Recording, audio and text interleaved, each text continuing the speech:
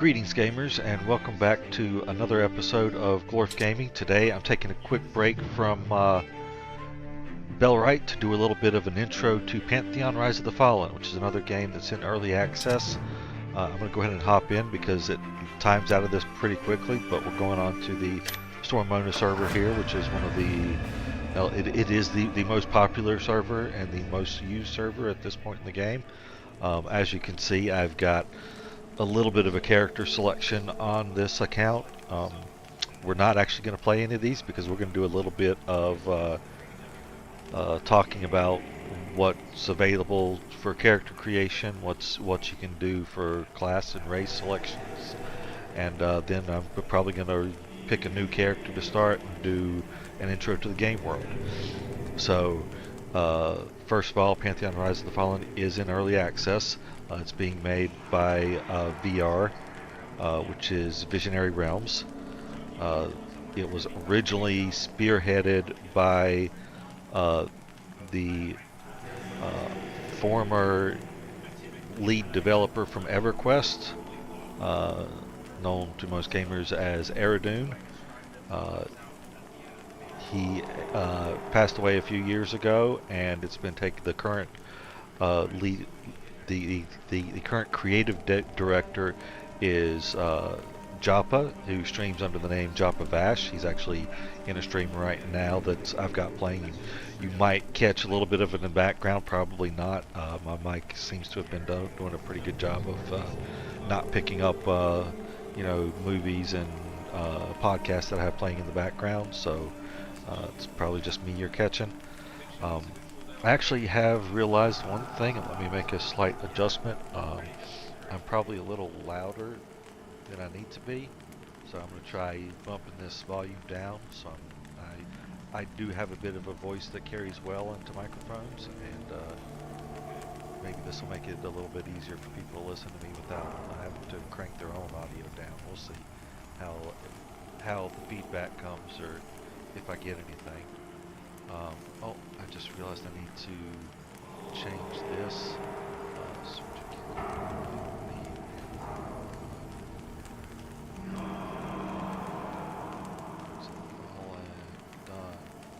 There. Okay, so now I've got I had to change my details from streaming Bellwright, and I realized I didn't change what the category was. So this is now showing up in the right category too. Alright, so what you have is a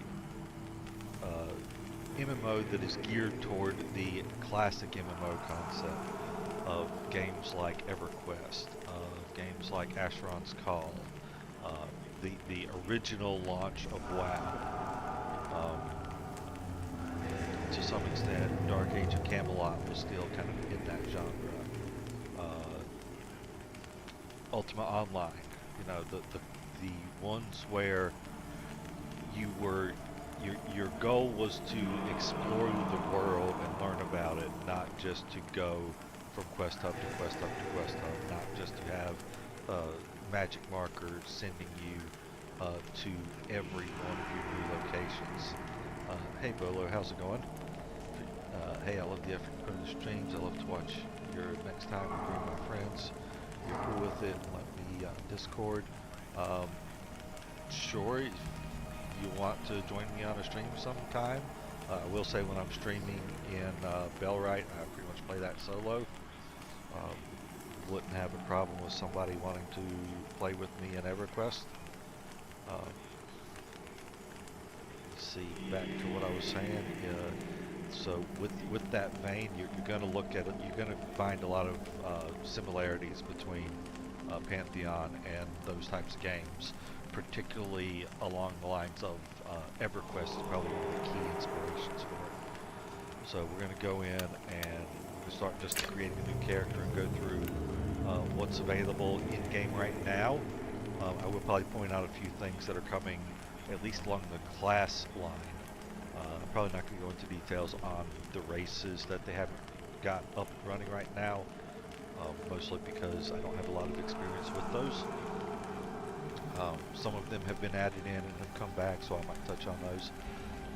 But first, the most important thing of any classically themed MMO is going to be your class. So we're going to skip to that. Now, these are not really in any particular order here, at least not that I'm aware of. So your first option here is going to be Warrior. This is your thematically classical tank class. I will touch on, let me say, I may touch on some on the mastery system that they're going to be implementing soon, which is actually going to let certain classes have the ability, or I think they're trying to do it so most classes will have the ability to specialize in a way that lets them step out of that standard role. So while warriors are tanks, there's going to be a mastery that they're calling the Warlord that will be a DPS option. And it is set up so that the goal is to start falling short on being able to tank and instead dealing viable DPS damage. So that's something I don't expect it to be perfect right off once they launch it, but they can tweak it and modify it. But your warrior's your classic tank. Sword and board is kind of what it's built around.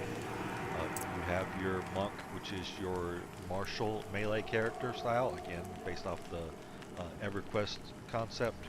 You'll have Feign Death. They'll be high DPS and skilled pullers. They've got an ability that's a soul shuriken that will reduce the assist range of the target that's hit by it, so you're more likely not to get adds whenever you pull. And then if you do, they'll also get the Feign Death mechanic to be able to help split pulls using that. Then you have the Cleric, which is your classic primary healer. They're designed with utilizing single target big heals and also a little bit of focus on damage absorption and built into their heals.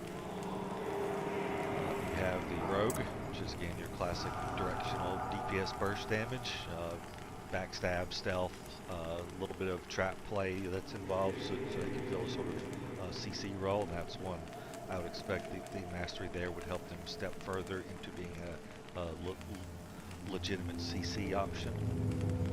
Your wizard is your classic nuker, classic spell damage. They are focused more on direct damage here. I think they have added a couple AoE damage spells, but it's not really been a focus. You have the Enchanter, which is going to be your crowd control. That's their main role, is to keep targets busy. They'll also have options for charming mobs and having them as pets to help you fight, kill things. Your Shaman is going to be focused on healing through heal over time spells. So they'll have quite a few options to heal over times and a few spells that will cause all of their active heal over times to instantly complete. And all that healing that was saved up will all come in at once, so that they can, if they need to do spike healing, they would have that ability to do so.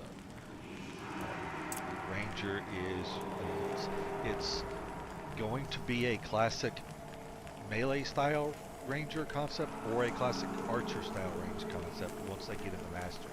Currently it's in a sort of hybrid state where you will have abilities for both melee and ranged, and even abilities to sort of leap forward and leap backward to quickly get into those positions. So it's a very high mobility class at the moment. Paladin is your classic healing tank, and nothing changes here. They're kind of a sword and board primary too. They certainly have options for two-handed tanking for a little bit more damage. I'm not sure how that's going to change, other than I believe they'll have a mastery that will let them step more into a healing role than a tanking role. Dire Lord is going to be your third and final, at least, tank option as a main class. There is one of the things like the monk. I know one of their masteries is going to allow the monk to fill a avoidance tanking role, even though it's a classic DPS. class. But the Dire Lord is it's going to be based on bleeding and blood-based attacks, so they're limited to slashing weapons only. As a result of that, they also cannot use a shield. They're the only primary tank class that doesn't get to use a shield. Druid is going to be it's kind of it's a unique healing role. Let me put it that way. They have one of their earliest healing spells is actually a reverse heal, is what I'm going to call it. Basically, you cast a spell on the target that you're attacking, and every time you hit that target, it heals you a little bit. They also have a couple options to be able to do moderate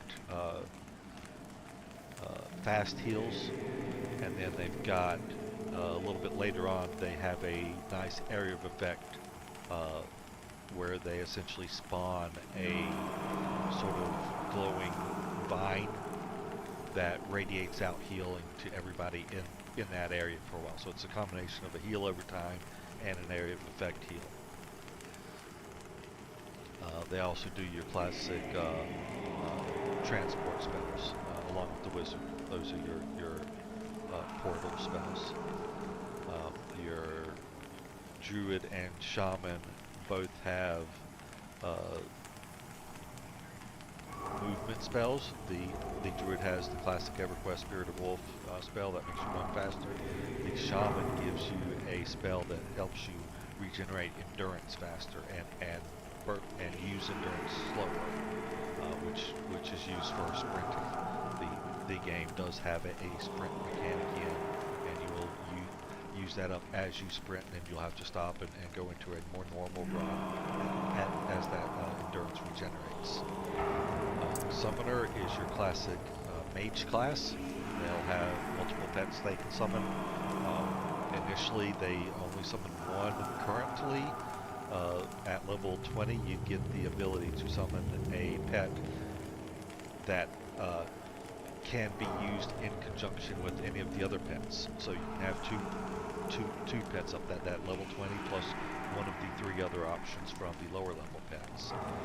With the mastery that when it comes in, I don't know how much that's going to change. I do know one of the pets is going to transition to being a true tank, and a summoner going into that spec will be able to fill the tank role via that pet tanking.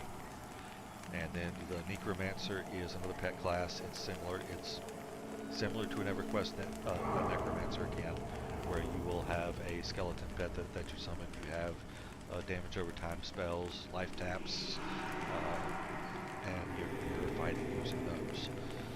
The Necromancer does also have a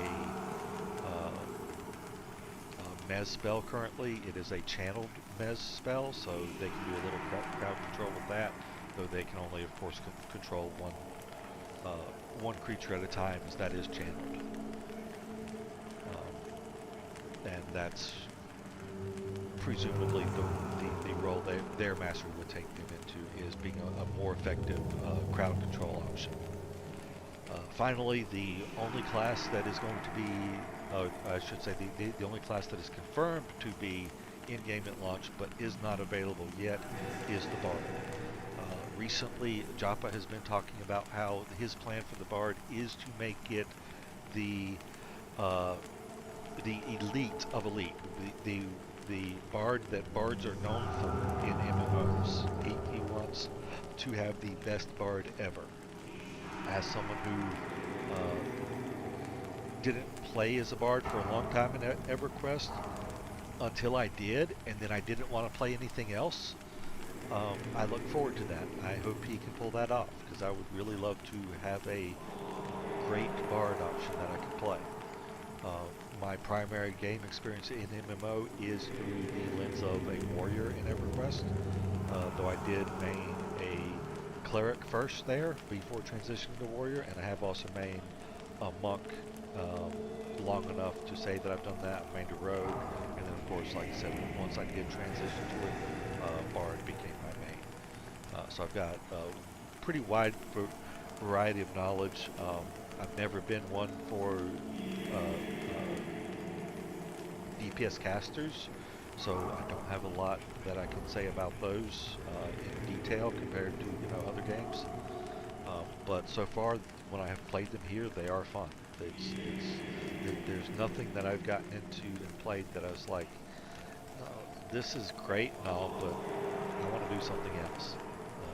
Every class that I've tried has been fun. And as you can see, when I was at that screen, I have a lot of them now.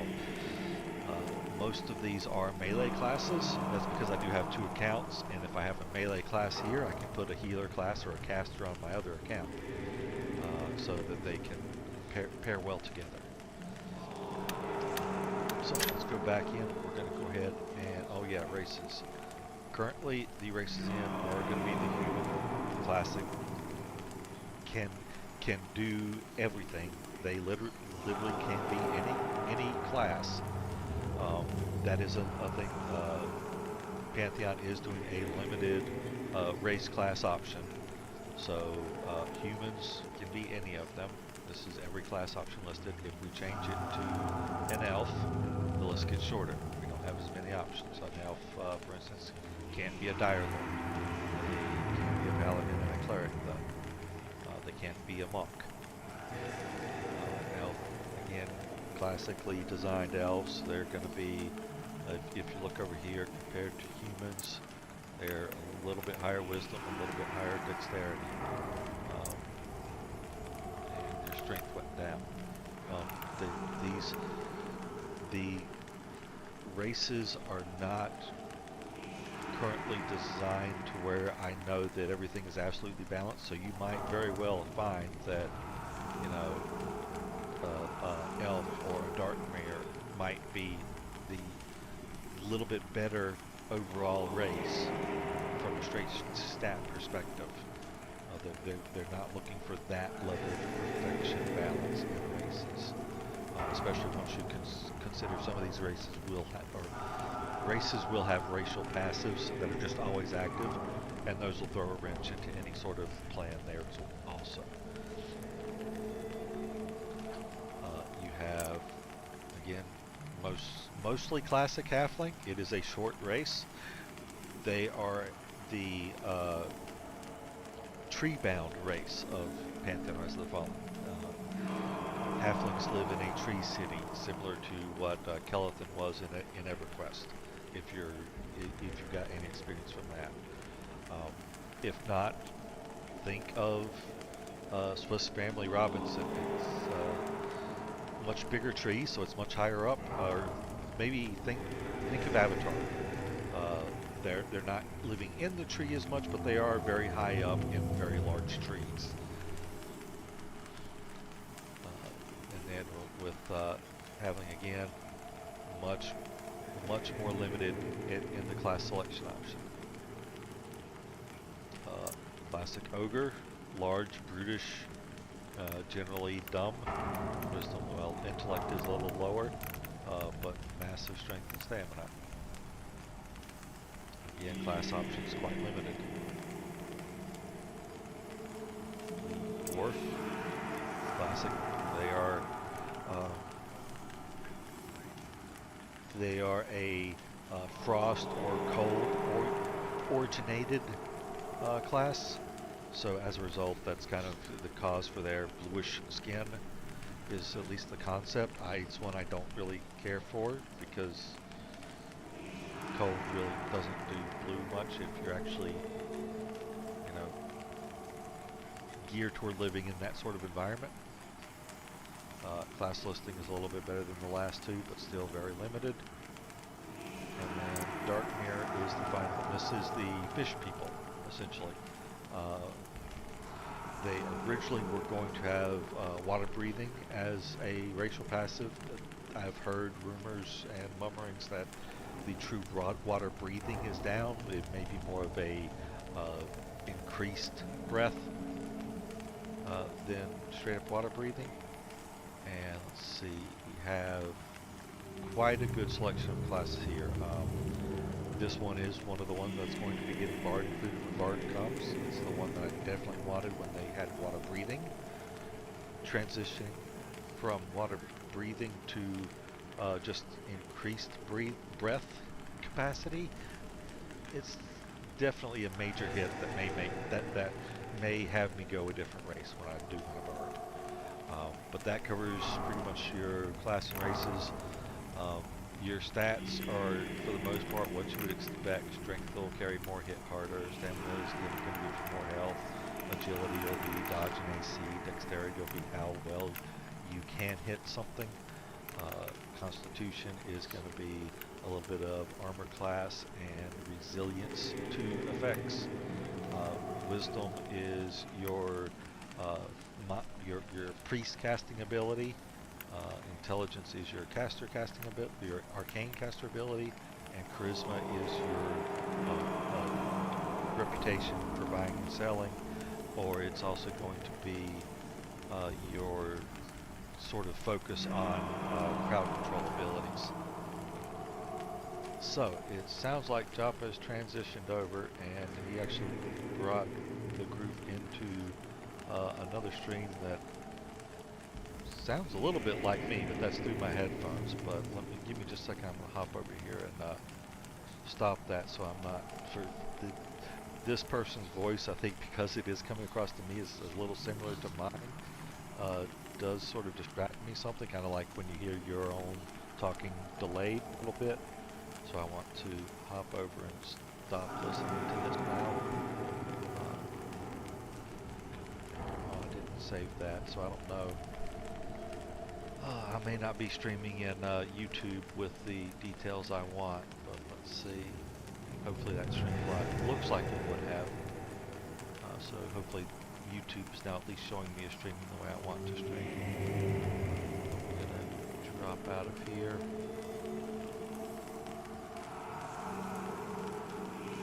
Give me a second so that it wants to start auto-playing something. Okay, it's not yet.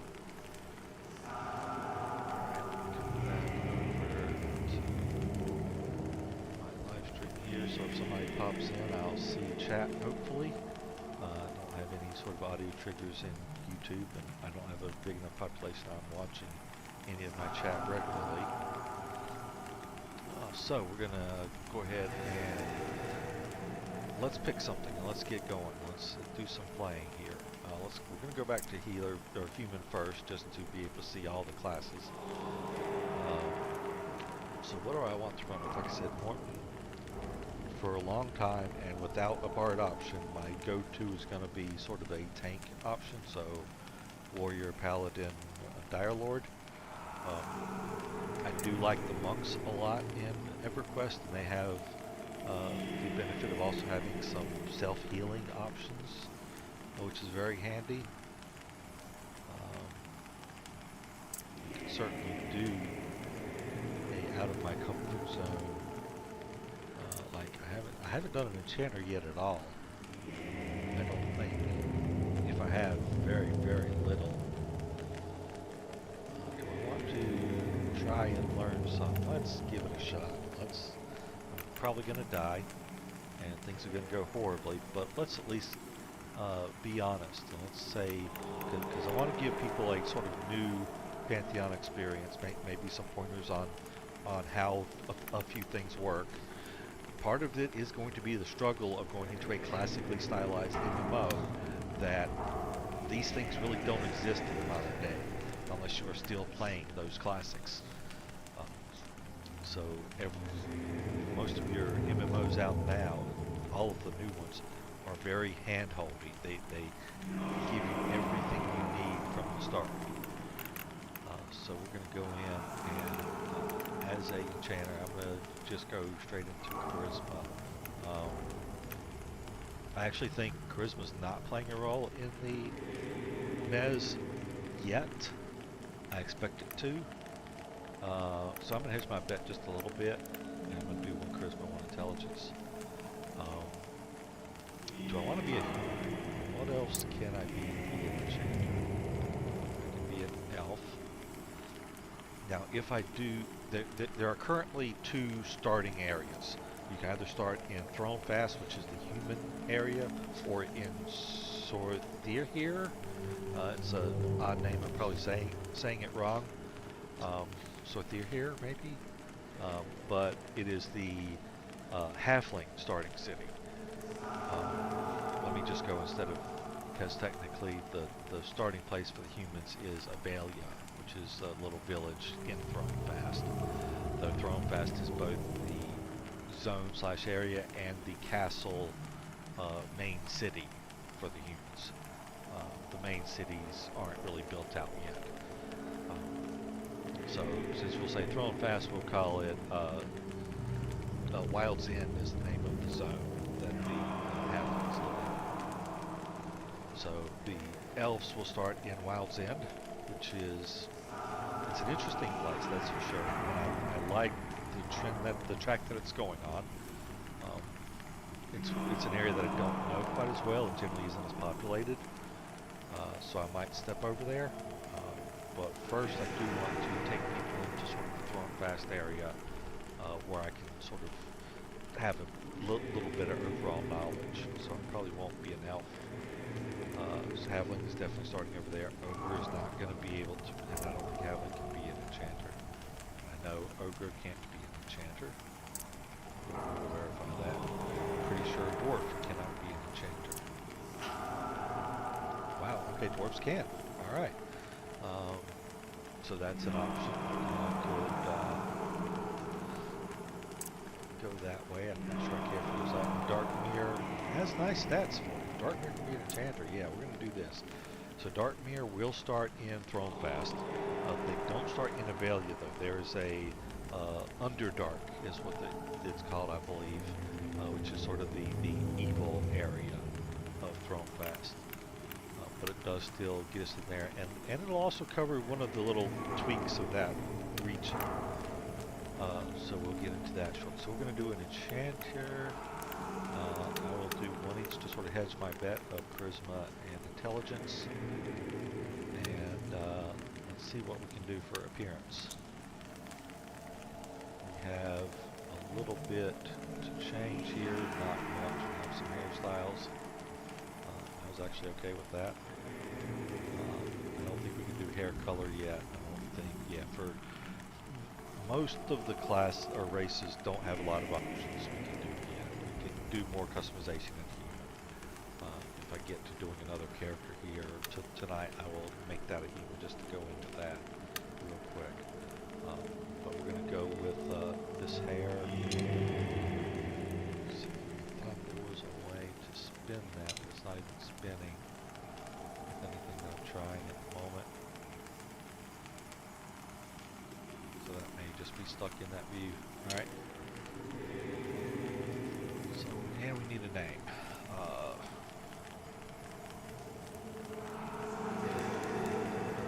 Gotta be dwarf something, because it's just how I roll. So what do we do? More fishy. Why not?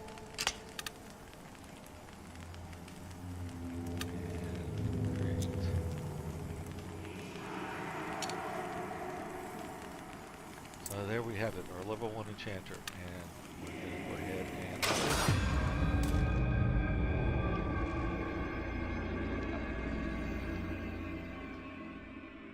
I probably could have clicked that display tutorials just to see what sort of tutorials we get that I'm ignoring.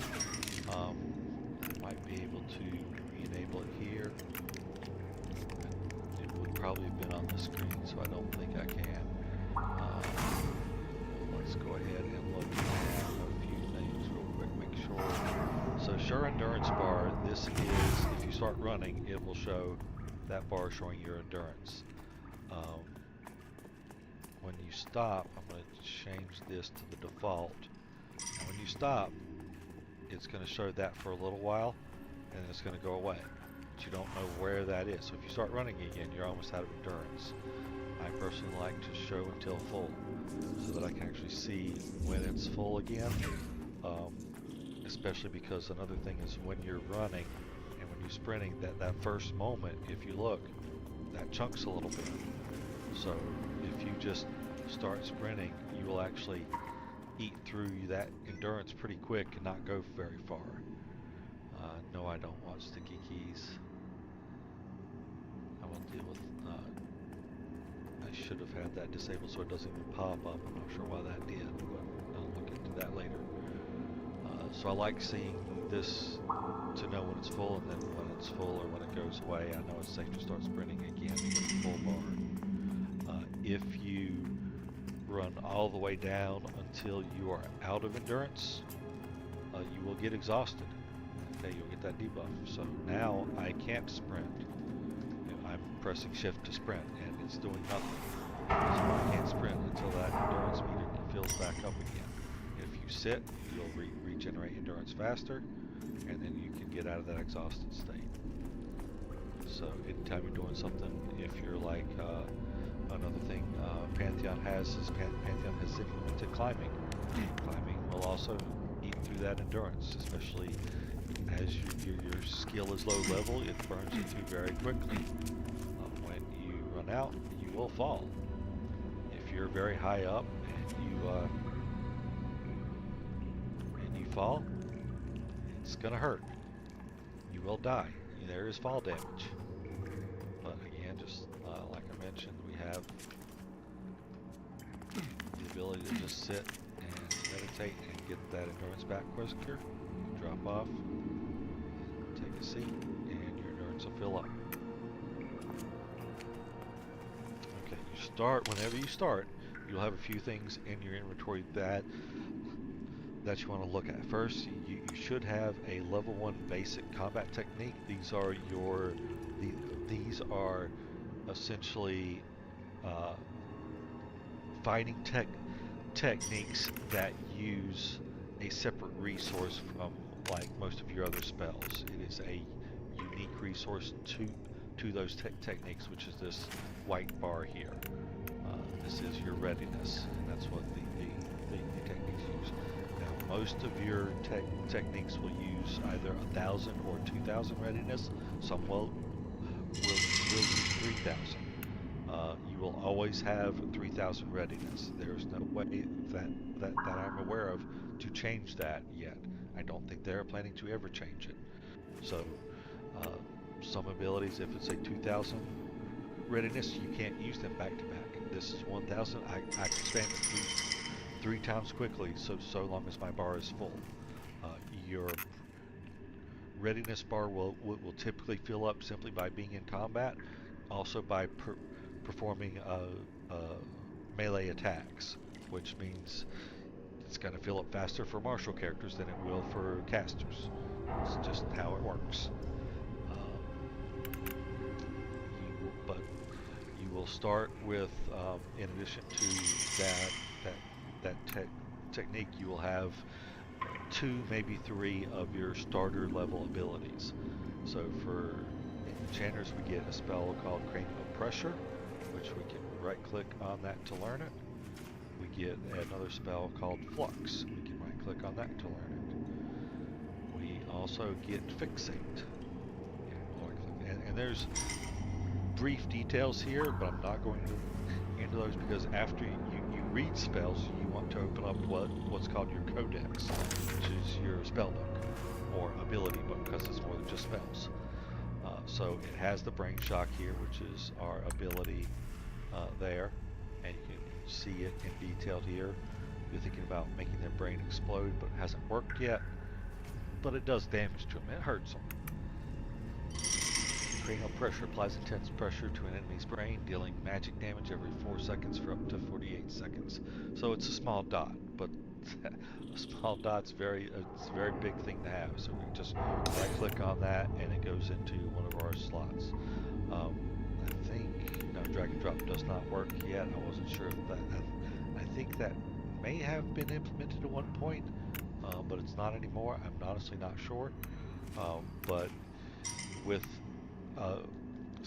something else you'll notice is you do have various sections. These 4 here are for your techniques. Only techniques can go there. These or this is your action bar. You have 8 action slots. 1, 2, 3, 4. 1, 2, 3, 4. plus your auto attack. That is not using up an action slot. You only have 8. They simply put that here so that people would have it as a visual cue that this is what their auto attack is, or they can manually click it if they're going through and clicking things. It is not using up part of your action set, because they do want there to be a limited action set, which is 4 techniques, currently 6 utility spells, which is what this is your utility bar, and then 8 action spells, which are basically, those are your attacks for the most part, or things like Mez or Charm for enchanters would go down here.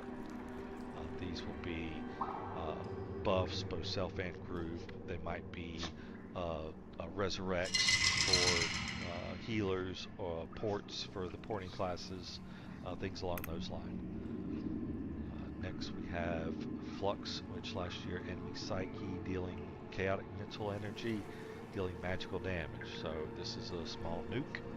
Click on that to get that in. And then Fixate. Mesmerize the target for up to 12 seconds. So this is our first Mez. Click that. It's going to go in our action bar. Mez is too important to have just as a utility option. Another guide is sort of your in combat, out of combat. Things that you do in combat will be on the action bar. Things you do out of combat will typically be in the utility bar. Now, that's, again, it's not 100%, but it does help guide. There are absolutely combat abilities that are utility. So we're going to do it, and once they are on your bar, you can move them around. You can move directly from the codex. So you can still organize things, and if you know you're going to have something later, like if I'm adding my next spell that I want to go into here, even if I had a spell here, I could simply move it before I learn it, and it's going to come down into the first open slot always. But I'm going to put Mez off over to the side here. I'm going to put yeah, we'll keep the dot first and the nuke second. That works for me. So you also get food and water. Your food, if you run out of food, will cause you to start losing hit points. Your water will cause you to stop regenerating spell points, and I think lose spell points too. You won't die if you don't have food, but you will go down to 1 hit point. You also, if you're out of food and water, you will run very slowly. It hurts.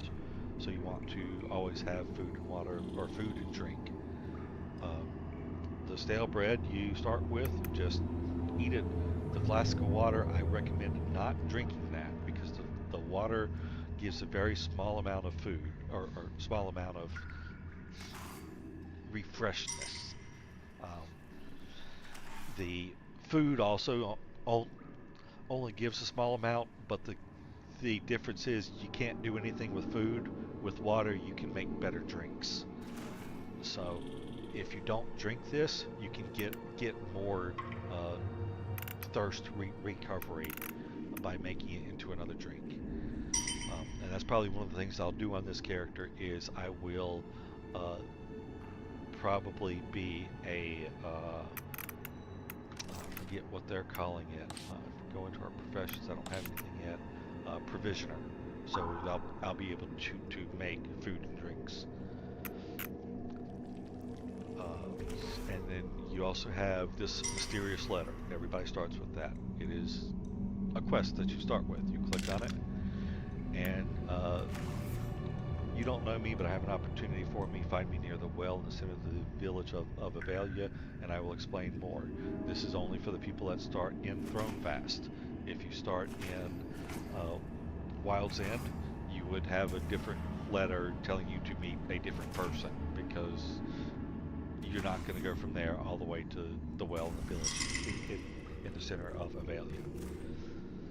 So we'll accept this quest, and You have sort of two options for how you can start once you're here at this point. You can either stay here in the Underdark, do some killing, um, which I might kill one or two mobs quick, just to sort of give you the combat experience. One thing about EverQuest, or about Pantheon, excuse me, I mean flashbacks to EverQuest, is you want to consider your targets. So if you hit C by default, you'll get the message saying this target is indifferent to your presence, ready to kill you, things of that nature, and you'll have that in a color.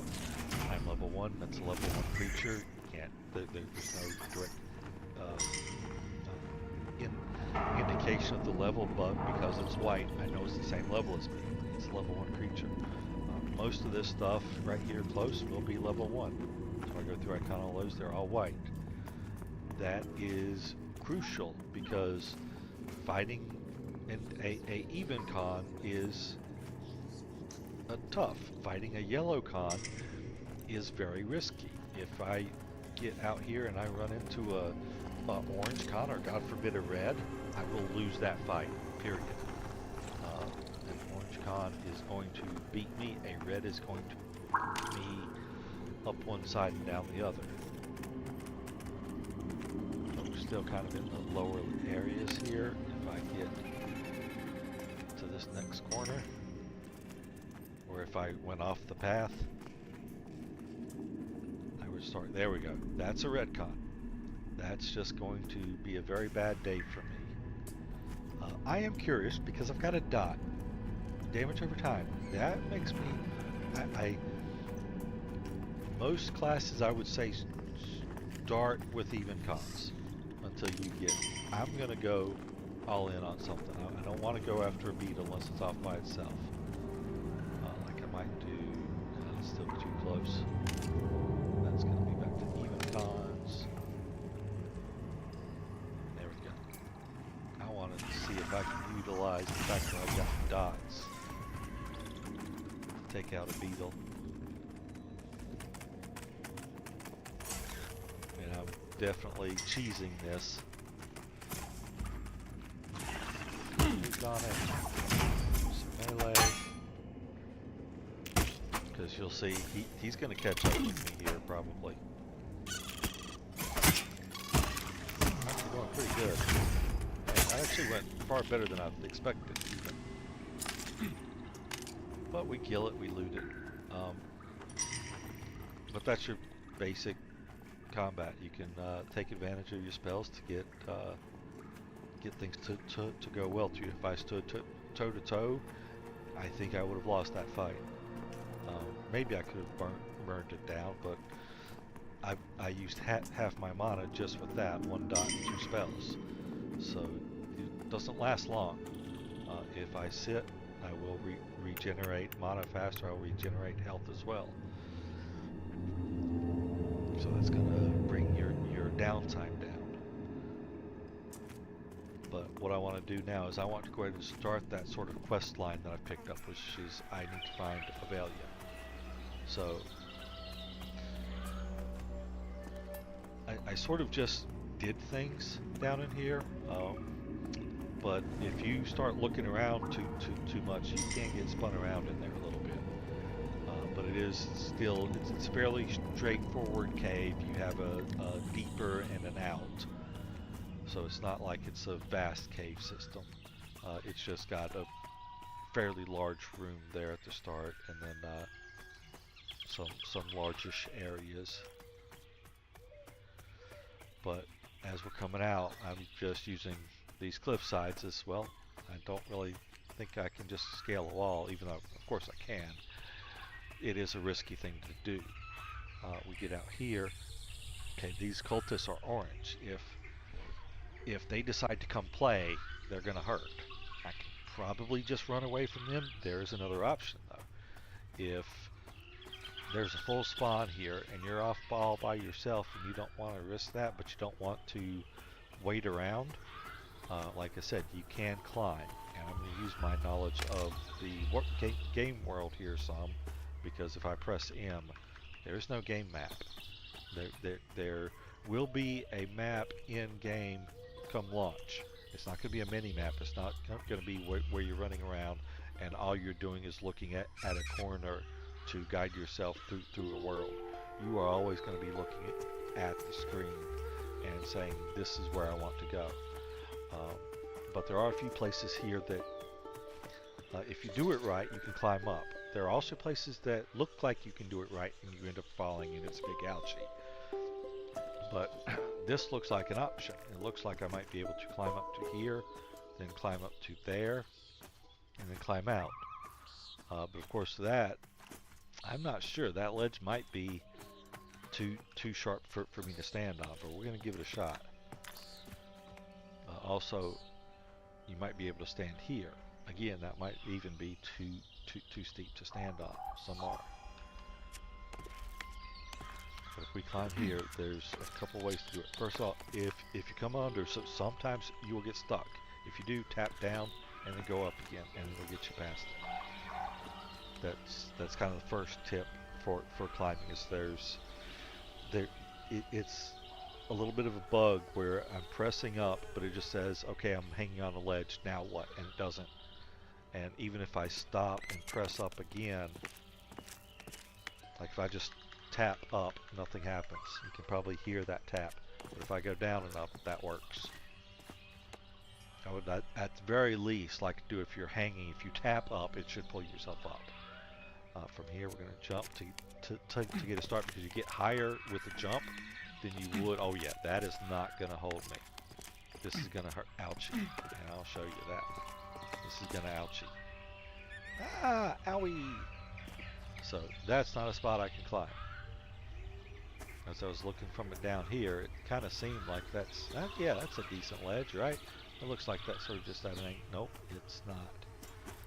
So let's find another spot where we're more confident we can climb. I think there's one up here close. Maybe it's down further. Like, believe it or not, I know I can stand on that ledge, but I'm not confident I can get anywhere else lower to be able to get that high. I should be able to stand on that. I know I can stand on this. Okay, I know I can stand on that. And I think I can stand on this. Let's find out. Ooh, I can probably stand on that too. Okay, I can stand here. So as long as I can get here, I can go from here to there, to up. Ooh, I think I can, but I might have to be... Oh yeah, if you can grab it, you can stand on it. Generally, it's going to be close. No, that was too short. Some of these small ledges will stick out just enough you can stand on them. Others you really can't, because the first time it actually pushed me back forward, grabbing onto the ledge. But I should be able to get over here, and this shouldn't be a problem. It's still kind of fidgety about that. Ooh, I might like that better, because that's a small ledge, then a small notch, and then it's still a decent climb that I can't jump to start. I like this side better. Oh, nope, except I didn't grab the ledge. And you are going to run into some of these sort of things as you're kind of learning how the climbing system works.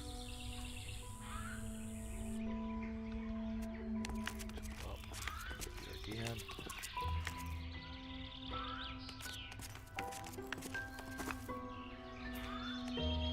I tried just sort of grabbing it as I ran over to it. I'll be a little bit more paranoid and grab the wall first and strafe over. Alright, so far so good. Get a nice jump head start. I think I can stand on this, but I'm not certain. I'm absolutely sure if I get up onto this ledge. Oh, nope, but I can't stand there.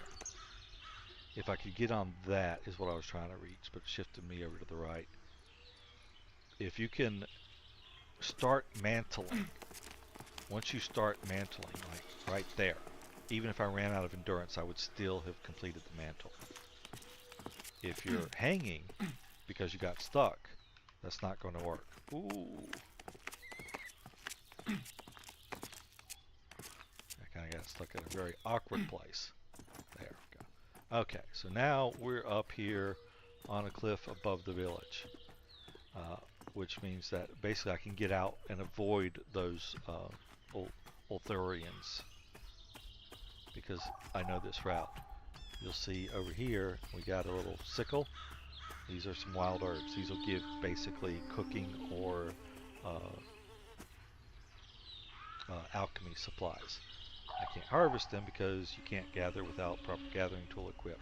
Gathering tools are things like mining picks, hatches, skinning knives, etc., which just leaves out the sickle, harvesting sickle. So there are 4 different tool types: picks, axes, skinning knives, harvesting sickles.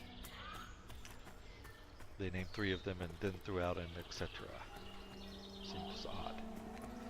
If I look for the right place, you see it's kind of dangerous to fall down. Like right here, if I fall, I'm not falling super far. I'll land on that. And that's probably where I climb down. Alternatively, I can run up this path behind those rocks, come all the way out over here, and then come around and back down. But that's a long way of running. I would rather come here and just say, I just want to hedge my bets that if I don't grab the ledge and start climbing down, that I'm not falling all the way down, and fall all the way to the ground would probably kill. Yeah, I didn't fall enough to take damage. Nice small fall there.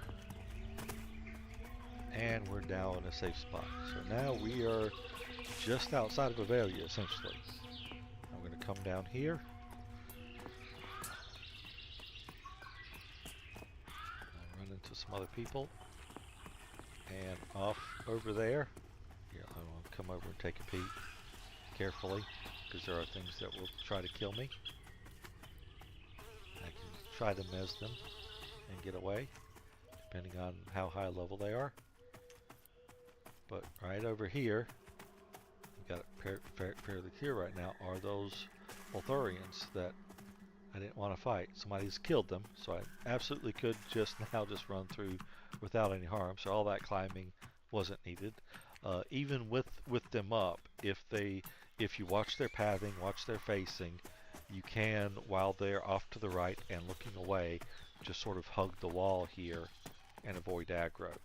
Maybe. You may also get aggro and get splatted. But you can currently, because there's nothing up there, you can climb up and get out that way. There's nothing to say that may not change. There could be level 20 aggro mobs up on that cliff later on. But we're going to come down here, and right across this bridge is going to take us into the village of Avelia. And that's where we have our first quest. And I can open up my quest journal. I can see that I have this quest. Mysterious letter complete. You don't know, it says no objectives, but it probably should say talk to the foreman Aldius, because that's what this says. Come talk to me, foreman Aldius. I'm at the well. I'm in Avelia now. So you have guards, you have travelers. If you mouse over somebody, you'll see these question marks. It's because I don't know who they are yet. What is this? If I target them and con them, you will see here. Let me do something that another thing I don't like is these default to a very rather low opacity, 50%, but that's still not enough. I like to set the 2 chat windows. They are small enough and out of the way enough that I like to set them to 100% opacity, just so that I can always read what's there. But anyway, when I con that person, it tells me he's a guard, he acknowledges me as ally, and it says you have discovered a faction, Avelia Watchguard. That's why all these people were question marks, was because I had never encountered their faction before. I had no clue who they were. Now that I know who the Avelia Watchguard are, if I encounter another one, it's going to it's not going to have that question mark anymore. And then once you've identified someone, you'll see I've got their targeting here on my left, and it's blue. This one's over here. Instead, this is my, these are your defensive targets. These are your allies. These are your offensive targets. These are your enemies. If I target a snake here that's being killed, it's over there. This guy isn't an enemy, but I don't know he's an ally yet. If I con him, you've discovered a faction of Elia townsfolk. Now he's a defensive target. He's an ally. I can also talk to him. Thank you for speaking with me as you pass by. I couldn't help but notice the symbol on your headband. What? I'm not wearing a headband. This is something where we've seen them work on how reactions are done for specific classes. This is one that was originally set up and needs to be adjusted so that it's only triggering for monks. You should say something else if you're not a monk, and because that's what this is. So instead, unless they want you to have him just say, even though there's no headband, that's why he's noticed me. But we can tell him I'm just a mere traveler. Forgive me then, but perhaps you can still assist me. Sure, what do you want? It's also a broken question. That is one thing I knew about, but it's a interesting. It's a way to show you that little mechanic here. So theoretically, they should next say, "I need something. I want you to do something, whatever," and he should probably give out a quest there. But we'll get some more quests. In fact, we can talk to this guy over here, who's another question mark. On him. Couriers of Kingsreach. Okay, we've met a courier now. What does a courier want? If I mouse over him, I get a little speaking box. If I mouse over someone else, I don't have a speaking box here. Did I need to con him? No, he's a Velia townsfolk. We've already met them. If I try to talk to him, he'll say something generic, but he has no quest. This guy, there's no exclamation point or question mark over his head, but if you go to talk to him, if you mouse over, you'll see he wants to talk to you about something. You'll find out he's got a quest. This is a classic game. It's not going to handhold you. If you want to do quests, you got to keep your eyes open. At the very least, mouse over people. See if they have something they want to talk to you about. Now, they are talking about implementing things that will sort of trigger that, like maybe NPC will wave at you, turn out, call out to you.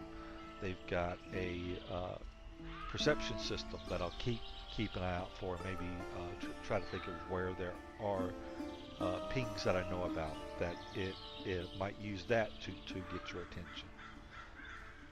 But he has a package he wants me to carry over to somebody, so I will go ahead and I will accept this. Goodbye. And boy, does he have a package. It is 80 pounds, and I can only carry 105, so I can barely carry this without slowing down. But I can. I also happen to know he has two more quests with even heavier packages, and those are going to slow me down, and I'll have to take him a lot further. So we're just going to run around, and let me open up the journal because I didn't really read that. If we go down to heavy lifting, give the heavy package to Alroy Flintshaw. So we need to keep an eye out open for Alroy Flintshaw. Wherever could he be? In the meantime, oh, this guy's got a bag icon. Is he a merchant? He is a merchant. So we can open up my own inventory and say, I have a beetle eye. This is a reagent. Now, a reagent is an item that is typically used in alchemy. There are all sorts of item types. Typically, if it is a general item, that's just vendor trash. That's something you should pretty much always sell. There are still some occasional exceptions, so if you're not sure and you want to hang on to a few just in case, it's not necessarily a bad idea. But if you hang on to everything, you are going to have a lot. This is something that I know that this particular character isn't going to need. Right now I'm also poor. I'm broke. I have no coin at all. I'm going to need to buy spells before long. So I'm going to go ahead and sell it. Now if you look at the bottom left there, it says Alt plus right click to sell. That is an intended thing. There's things that they've done to try to cut back on, just right click to sell means you accidentally, I wanted to right click to, because it was my default to try and tell me what is this item, and instead I accidentally sold it. So Alt plus right click will sell. If you have an item in your inventory, you need to Control plus right click to equip it, or of course you could always just drag it, and then I think you can Control right click to unequip things as well. And we have another person. Oh, this is a new type.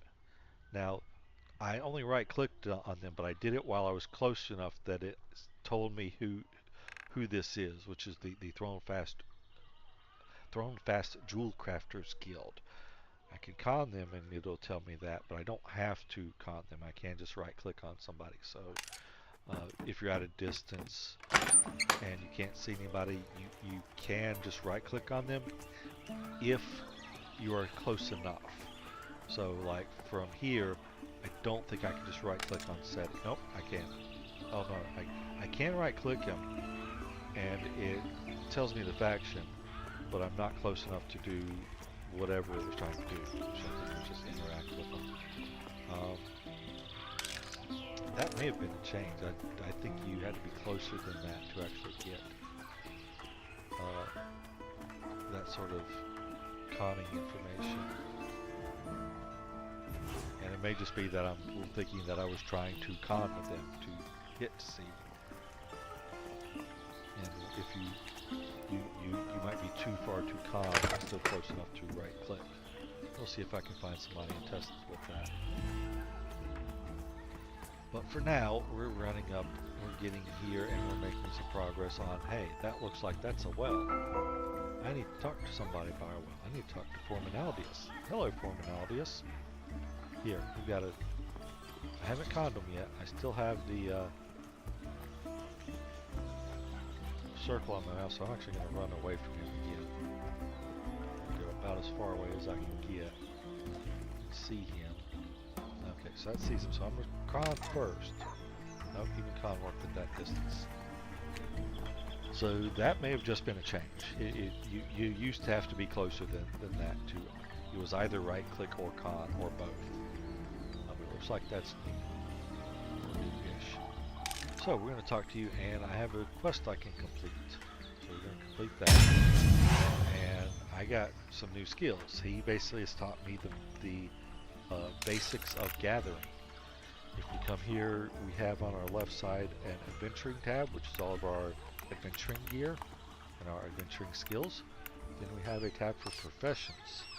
I now have profession skills. I came here earlier real quick. I didn't really mention it, but there was nothing here. Now I have harvesting, mining, scavenging, skinning, and wood cutting.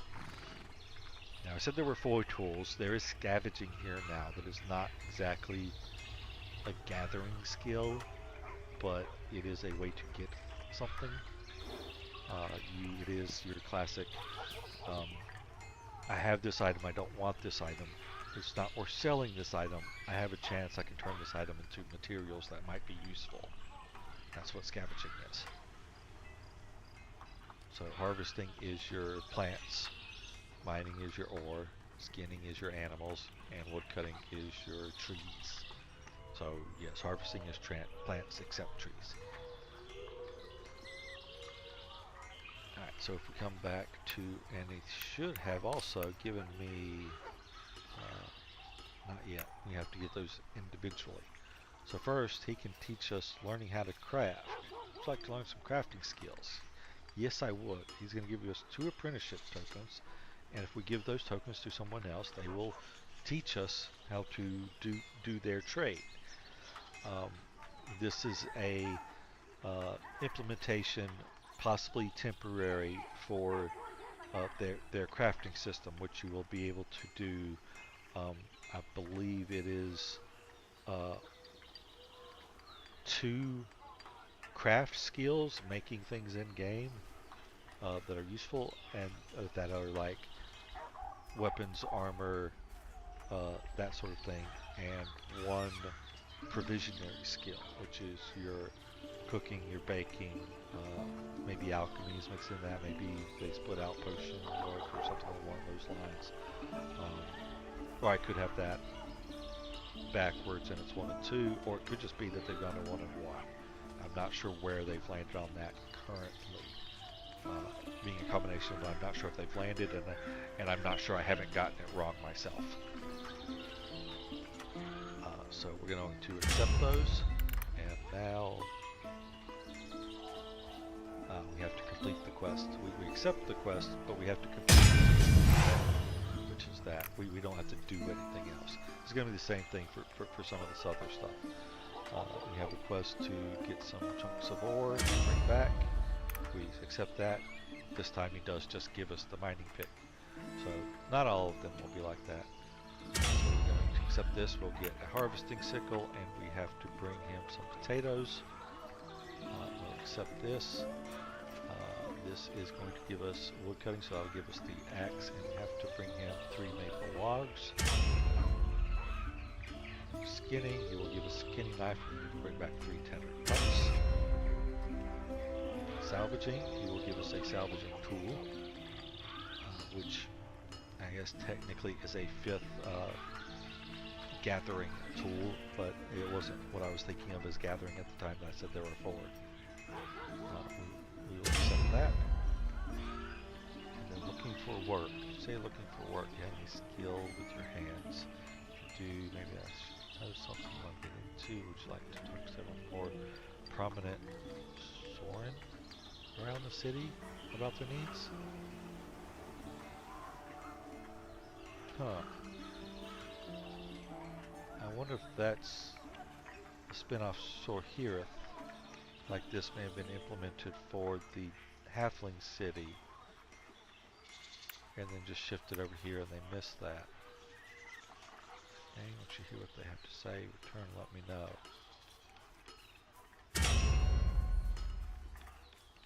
Okay.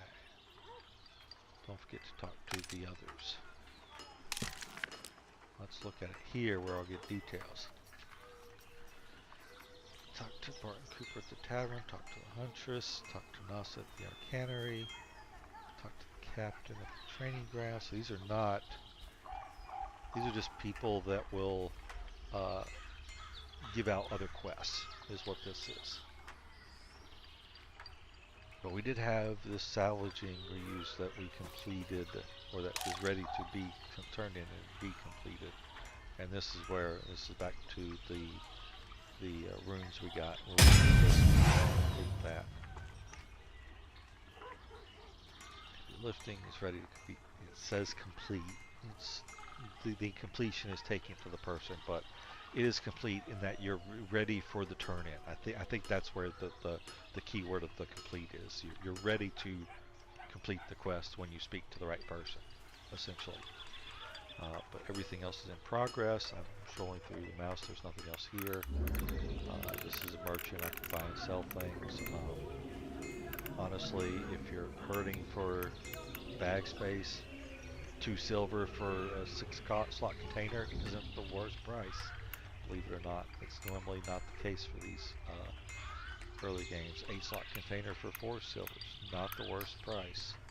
Those are reasonable at least.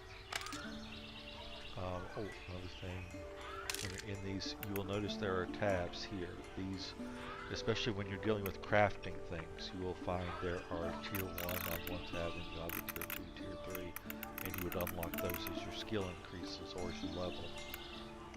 Potentially. May not necessarily need that, but it can potentially be that way. These others are locked.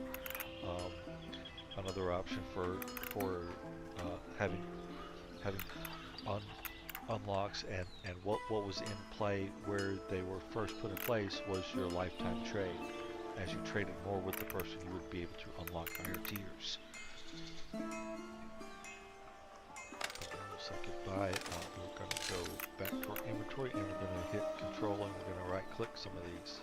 And if you'll notice, I'm equipping them and they're not showing up. There you are. Go ahead and be put in my professions tab where it keeps all my tools some profession gear as well. Sticky Mac, I'm not sure of what profession gear is in at the moment. But we're going to equip all the tools. I'm going to go ahead and open our bag. There's no tool there. I'm going to go ahead and also do some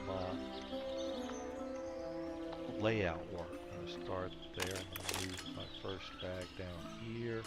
I'm going to start setting this up a little bit the way I like it, so things are where I expect them to be. Alright, so we have some quests to do some crafting. We have some quests to talk to some quest givers. We also have a couple of apprenticeship tokens. So one thing I said is I want to be able to do food. So I am going to start and I'm going to do a little bit of cheating here because I picked up some tools and whatnot. I'm going to tab over, and you guys are not going to see this, but I've got my second account right here. Who is currently logged on a Druid, and I'm going to increase my run speed a little bit to counter for the fact that I'm overweight. What I'm going to do now is just start. Where do I want to start? I'm going to go back over here toward the beginning, and we're going to start hitting all these houses and going in and see, hey, is there someone in here I should talk to? I'm kind of learning the layout of the town. I'm kind of saying who's where, what's here. This, I think, is the jewel crafter area. Yeah, we already talked to these guys. There's no quest here. I could, now that I have the tokens, I could talk to him and learn jewel crafting. If I accept, it's going to take one of my tokens and I will be a jewel crafter. For now, I'm going to decline. As an enchanter, it's very common for enchanters to be jewel crafters. That might very well be what I do. Pantheon, the way they've got it set up, there's no innate advantage to jewel crafters being enchanters like there was in EverQuest, where things like enchanting bars would be something that a enchanter did. You don't have that here, so really any class can be a perfectly viable jewel crafter, to my knowledge. So if you wanted to not do jewel crafting, certainly don't. Another viable option is, of course, tailor. You are wearing cloth. Right click, open, close. It's locked. I don't have a key. This very much lends itself to the option of a rogue-style pick lock. Currently not in game. Most likely will be. They will have a locked door they can work on their skill with. Here, I believe, is where the armor smith is. Again, I could learn armor smithing. It's perfectly viable skill. It's not one that an enchanter is going to use much themselves. They just can't wear the kind of armor that an armor smith is going to make, which would be, namely, chain and plate. Is there anybody out here on the balcony? Nope. We're just going to leap to 1 point of damage. Over here we have a watch guard. I don't have to have a weaponsmith here. To learn weaponsmithing, not the most useful thing for an enchanter. Sorry, a little bit of a cough there. Take a drink.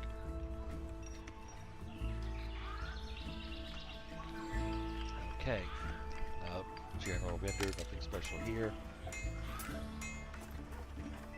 No sort of chat bubble, no question marks. So I know.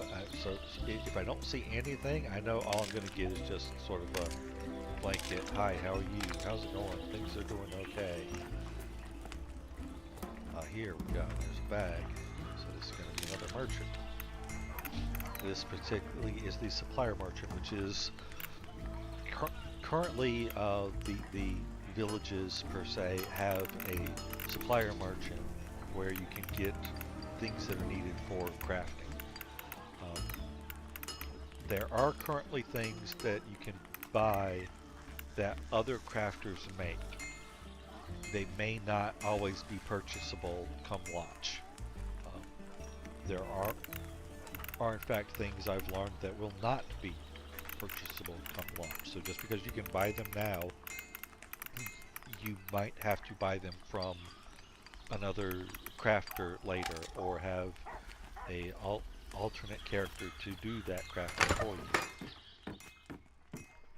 Ooh, they want to talk to me. Hi, Glenn. Snake scale boots, what about them?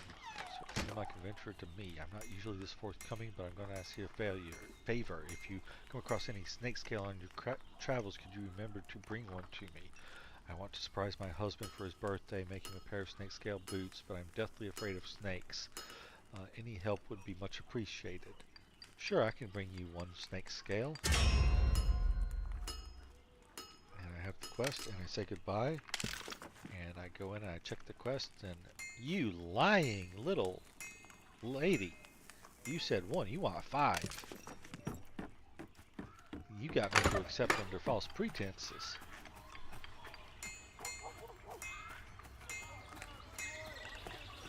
Okay, well, I could abandon that, but I'm not. I'll still bring her the 5 snake scales. Huh, there's a well here. I want to look in the well.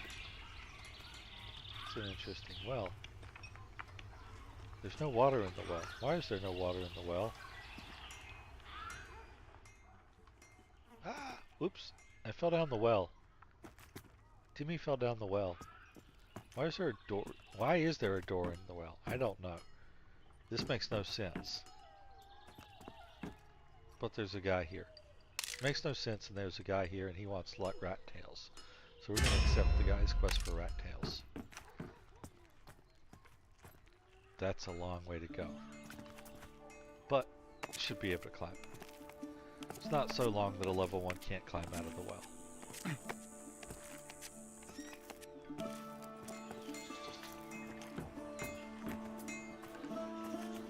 Alright, and over here we have another building.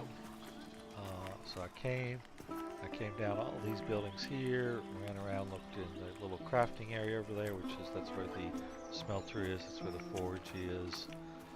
Over here, this little table, right on the corner here is where you do your scavenging. So if I had an item that I wanted to break down, a weapon, armor, or shield, I could do so here. You can also do some crafting via the scavenging ability. But it's things like bandages and little minor things like that.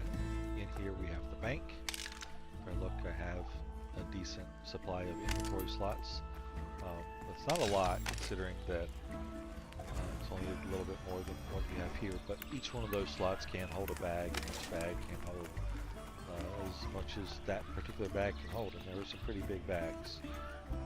Or at least there are some pretty big boxes, which are bags that you don't want to carry around because they are heavy. This is an alchemist laboratory, so somewhere around here I would expect to find an alchemist. Right here, yep. Alchemists can talk to them, can once again learn the crafting profession of alchemy. I'm going to pass on that. They also have Art for Stench, which is a quest. I'll take the quest, and I'll pass on becoming an alchemist.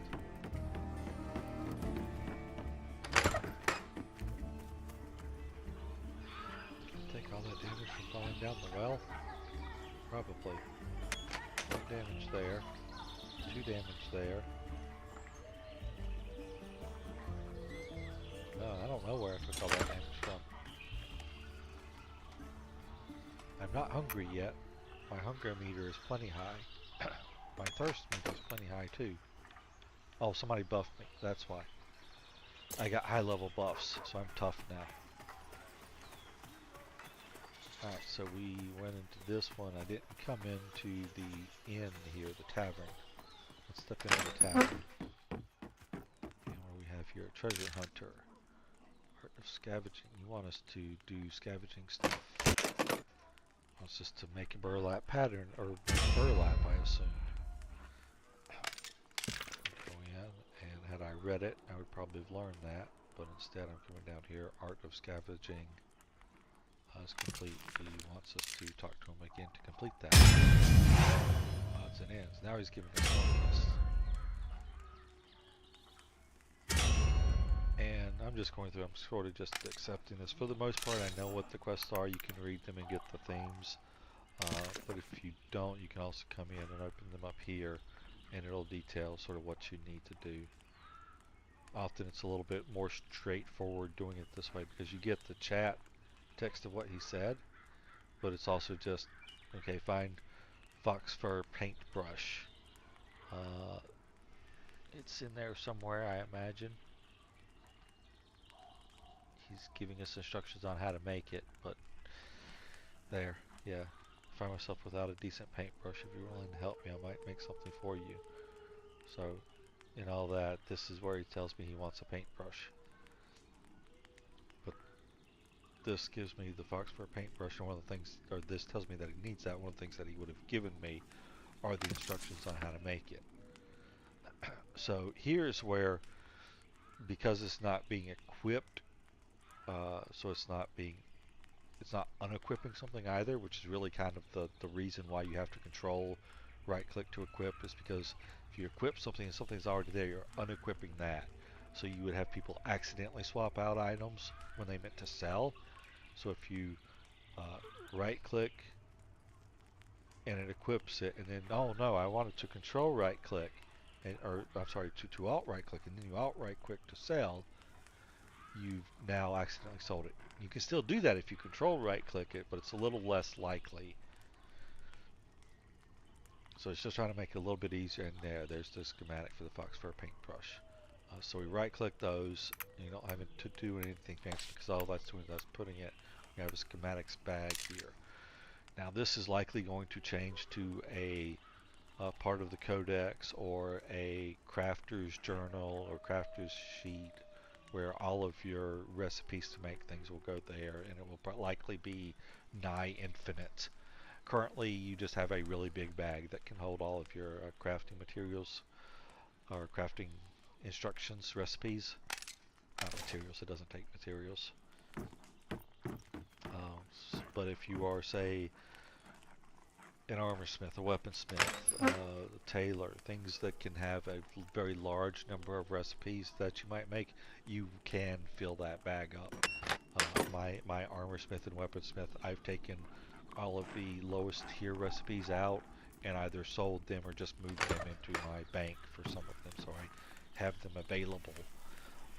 But I don't make them anymore because they're lower level. So we talk to him, he's just a merchant. Over here, I think this is one where, yeah, it's a question mark, so we can find out about the magpies. And we can't talk to him yet. He will just take an item. There's sort of secret magpie quests where they want specific items, and if you bring this specific item to the right magpie, you get something for it. But they intentionally don't want it to be straightforward. It's kind of mystical, hushed thing going on. Alright, we'll accept a quest to, I assume, bring him wood. Alright, so I went over there, I'm here, I've gone to this now. I'm going to keep doing this building here, which is the tailor and leatherworking. These are just merchants. Go inside. You will learn tailoring from you. I don't do that yet. Actually, you know what? For reasons, I will do tailoring here. So I've decided what my second crafting is going to be, and it's going to be tailoring. So we're going to take those, and then we completed the quest, and then he's offering us quests now as a tailor that he wasn't offering before because we weren't tailors yet. So we will accept those. He gave me some things to put in with my schematics bag.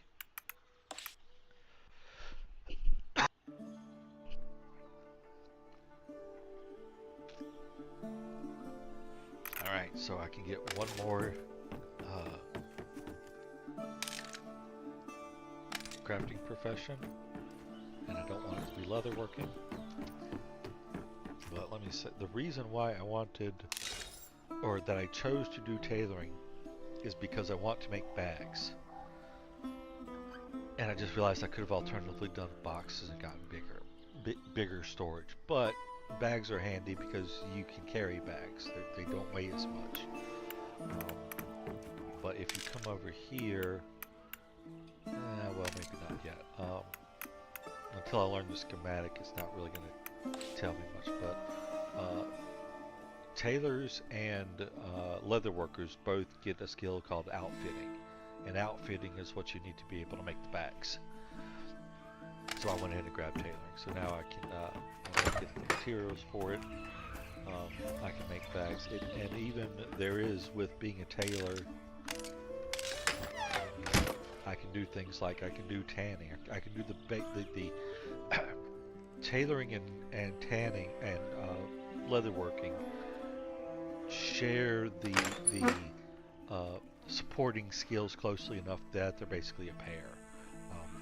I could do, make all the basic ingredients that a tanner or a leather worker would also need as a tailor. And it's similar for like armor smithing and weapon smithing. You're so linked that you can do all of the same blacksmithing type stuff. Alright, so we got there. Over here, this is sort of the warrior training area. They are looking for, here, we can look at this, and what are you? You are Throwing Fast Regulars, which is basically the warrior guild, sort of. So we have Corsian Order, which actually I think that's the warrior guild. Throwing Fast Regulars are just another type of the guards. But I think the Corsian Order is technically the warrior guild, because that's who the warrior vendors are. If we con this, of course, Throwing Fast right now. Maybe I was right the first time. Mercenary Captain. Oh, they're just all messed up. Never mind. They're just all in cahoots with each other. It's almost impossible to distinguish them, so they're just all mixed in. Alright, I'm coming over this way with a little bit of pre-knowledge. If you run around and you look, you'll find random people standing around doing stuff. And I know there's a guy that likes to fish here, and his name is Alroy Flintshaw. Alroy Flintshaw, wasn't that something interesting? What are you, Alroy Flintshaw? You're a weapon master. Hey, you want this bag, don't you? I was supposed to... I completed a quest. I don't have a bag anymore. I don't weigh over 100 pounds anymore. Alright, over here we have the chicken yard, the farm area. Oh, we have a very dangerous chicken. We have the tyrannical chicken menace. If you're on the Discord, you know the tyrannical chicken. Ah, he's coming after me! He's coming. He's probably going to kill me.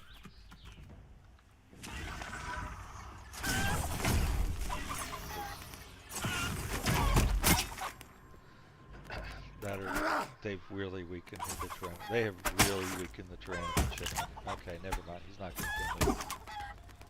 He used to be tough. He was like level 3 and he was an underdog.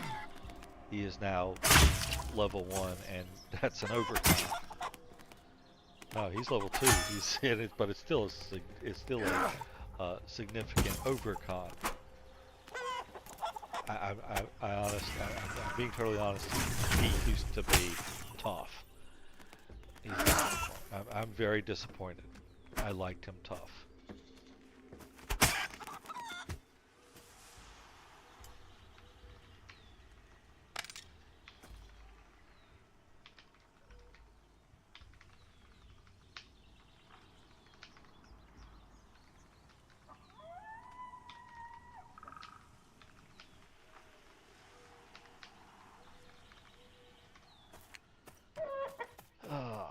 I don't know what they did, but I don't like it. I want them to be back to killing people that weren't paying attention.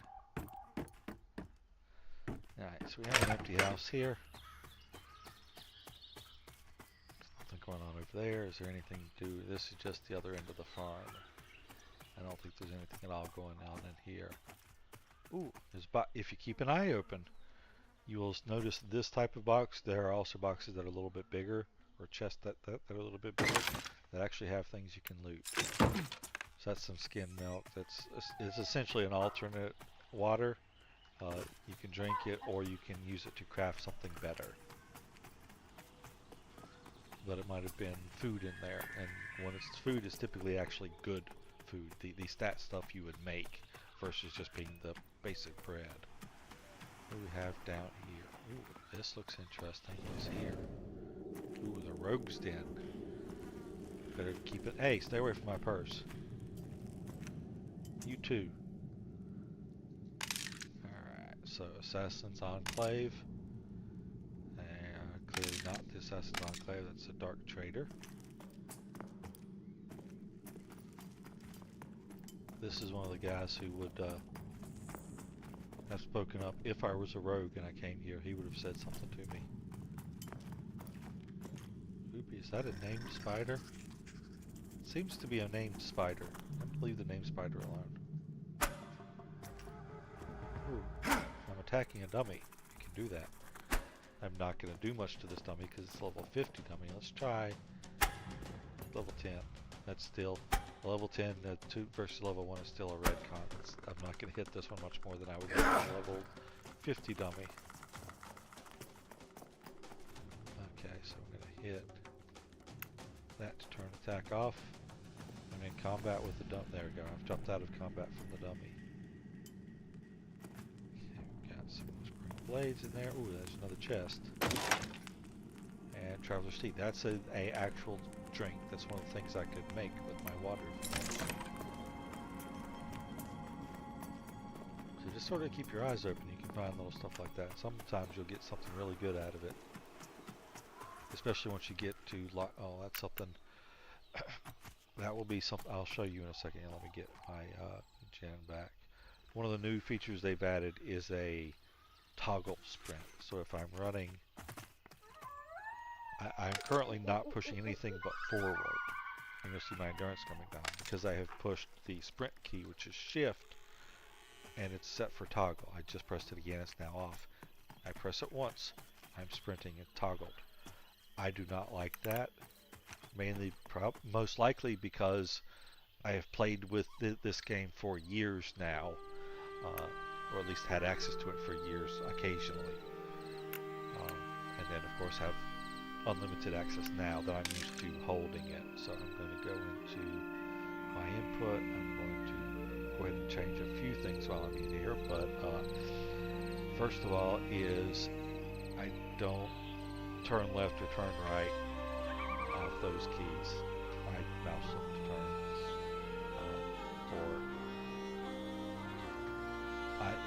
If I ever needed to turn, I would know that I have moved it to my left and right area now. I specifically want Q as my targeting button, because then I have, I went too far, I'm looking for smart to target. It's not smart, but that's what they call it, smart to target tab. I want Q because I typically keep my fingers on the WASD keys, your movement keys, and then now I can just quickly do Q and then follow that up with a tilde to turn auto attack on. So that lets me target and attack quickly. And then we come down to the bottom and we find auto sprint left shift. Just to be real quick on my run, I'm not losing endurance, so it's off. I check that because I'm about to take this and make it go away. If I was already sprinting, if basically the auto sprint was toggled on and I did that, I would be locked in auto sprint because I'd have no key to turn it off. I'd have to come in, assign it to a key, turn it off, then unassign it again. So just a tip, if you want to turn the auto sprint or the toggle to sprint off and only sprint when you press the button, make sure that you're not already toggled on when you get rid of that shortcut. Okay, so this is learning carpentry. Carpentry is where you would be making, for instance, boxes, potentially furniture later on, boats, possibly coming in later on. Um, but the boxes for your bank storage can get substantially large. Uh, the largest bags I think are like 24 slots. The largest boxes are 32 or even more, I believe. And those largest bags are tiers down the road. The first bag I'll be able to make is 10 slot. The first bag box is 12. And then Fletcher is for your bows, your staves, your arrows.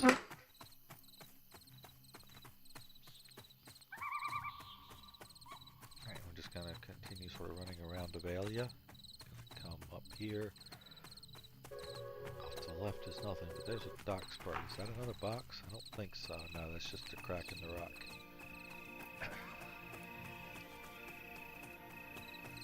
So we come up here, and what do we have? There's a priest up there, so this is some kind of temple. Maybe? Anything back here behind it? I'll be honest, some of the things that I'm coming to look for more is just... I know there didn't used to be anything there, but maybe there's something there now. Because I haven't been everywhere all the time recently, so we're learning, so let's learn together. Okay, we have cleric spells here, cleric traits. Now, traits are basically every 5 levels you'll get something that's going to give you just a passive to your class. And of course, we all know what spells are. Currently, the traits will likely be something that you will automatically get them upon level. Currently, that's not implemented, so they are free. So you can just go in, and when you're level 5 or even before level 5, you can get your first trait, and then just learn it whenever you ding. Or level, for anybody who's not used to the ding nomenclature of MMOs.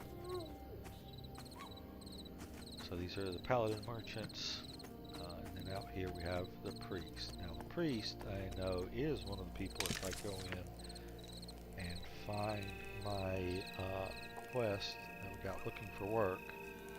Yep, I actually already talked to one of them, but I'm pretty sure the priest is one of them here. Yep, priest of Bar. Go ahead and talk to the priest. And they are not good. There we go. Priest gave us a couple quests.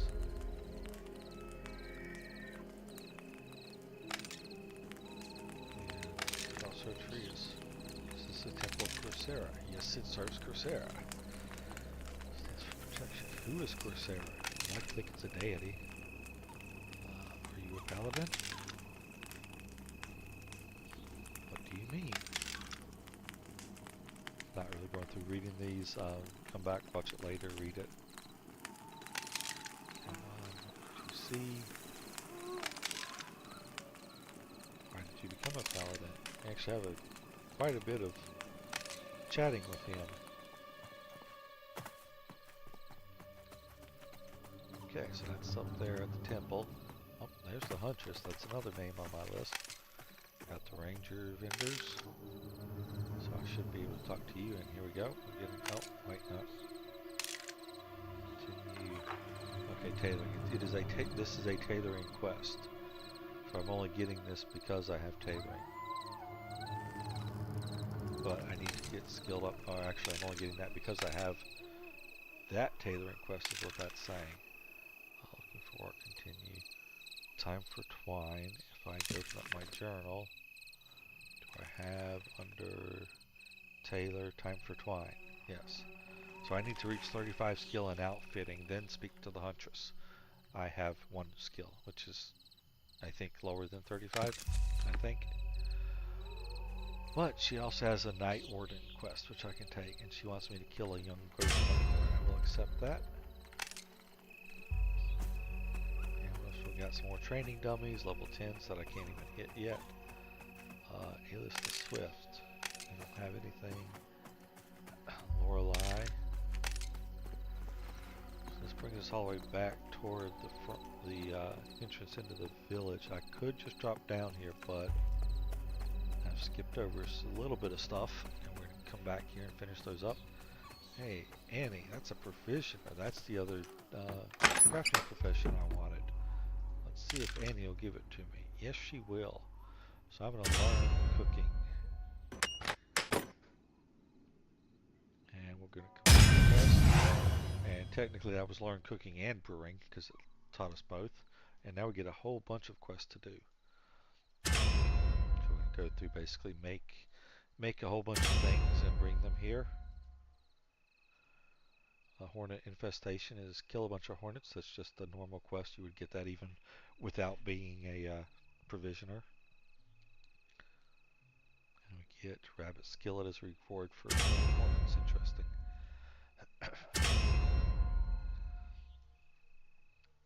Okay. And over here is where you cook your drinks through brewing. So the brewing station here is the kitchen to cook food. There's another kitchen. Okay, we already went to the leatherworking tailoring. This is the weaponsmith, or weapons store. This is not the smith, this is just the store. You can buy weapons here. There used to be a quest here, I don't think there is anymore. There's a ladder here. I'm curious if they have anything up there. Can I climb the ladder? I can. Or at least half of my body can climb the ladder. The other half is going to be off in the middle of the air. That ladder needs to be wider. Alright. So I've hit all those buildings, went around, went all the way up, back, around, through, in all that. The only thing I haven't hit are the buildings that are way out here. Except I did go in that one, so I don't have to go in there. I didn't come into this one yet.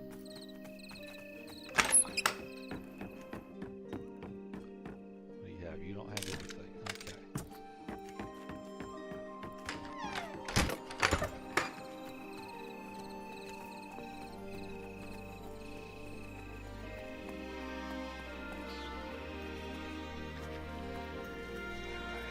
I'm going to do a little bit of a secret sharing, which is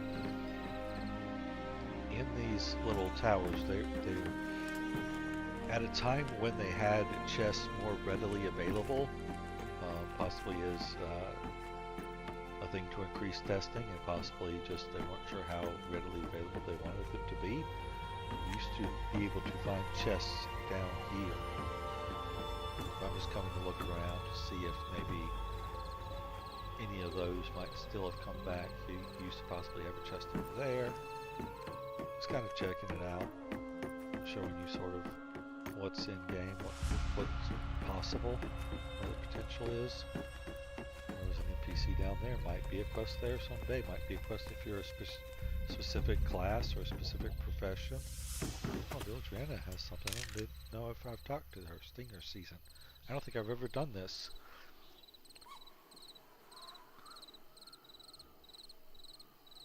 More people wanting me to kill hornets.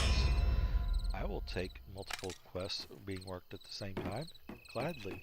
I don't think I have ever noticed that quest before. That's part of what you get when you don't just have exclamation points sitting on top of everybody's head. You might find something new. Alright, there's nothing up. Is there anything if we go down?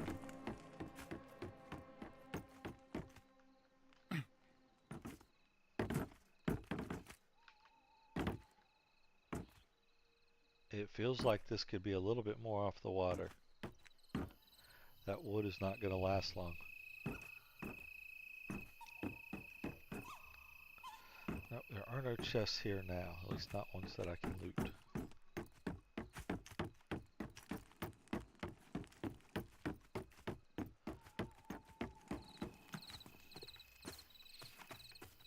Alright, so that's Avelia. Oh wait, no, there's a little bit more to show. So if we come out over here and we say hi to a rat, because he's there and I want to say hi to a rat.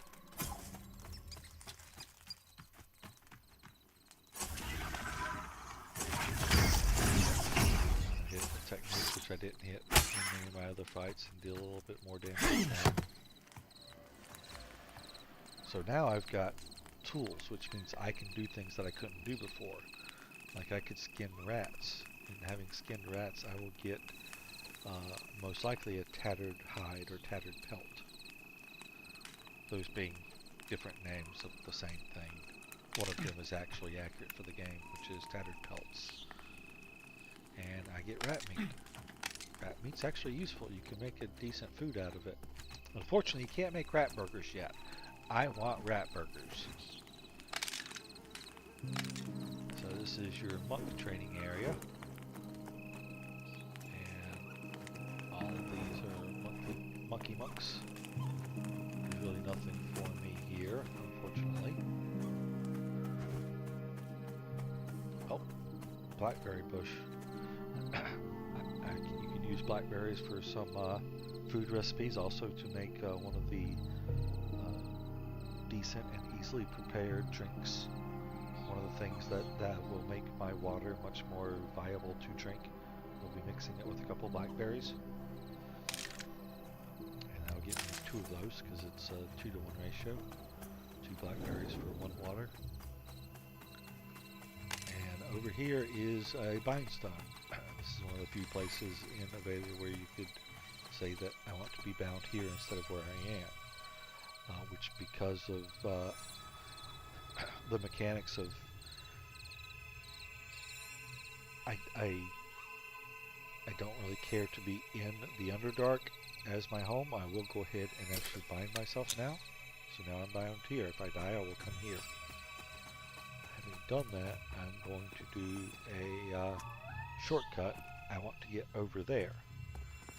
And I can go all the way back down, or I can climb down, or I can take, leap from the lion's head. And I'm going to jump across. I take a little less damage. And then can run over this way. Is that more berries? Nope, that's not berries. And this will go to our last sort of starting area associated with Avalia, which we're going to go up to the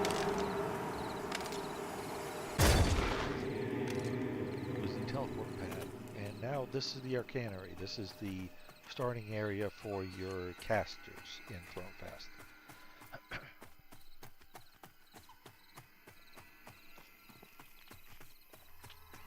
Now, while I had an enchanter merchant down there in the Underdark, I'll also have one up here. I will likely come up to this one more often than I go back down to the one in the Underdark. Which is why I opted to just go ahead and change my bind anyway. Otherwise, probably would have been smarter to have stayed bound there, because at least I would have been very close to my trainers. Swoops over here. Enchanter's over here.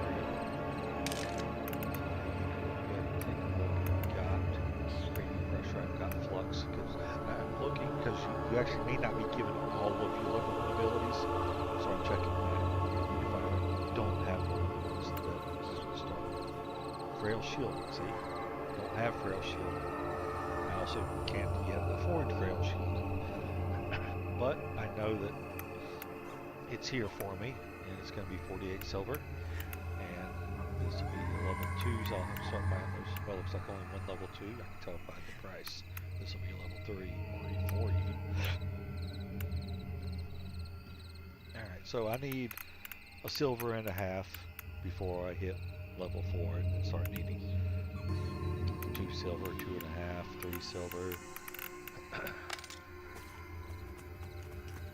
Oh, I wanted to, while I was here, go ahead and talk to this person, and like I said, these are free, so I'll just snag my level 5 one.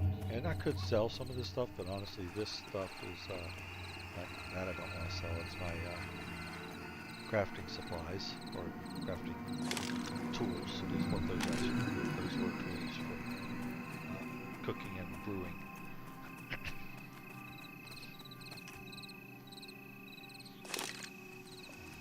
Down here. For now, I could eat the food and drink the water. Well, I wouldn't drink the water. I would make blackberry juice first. I need at least a little jute, because I'm going to be looking to want to make bags fairly soon. And I need at least some jute for that. In fact, I need at least 3 jute to start with.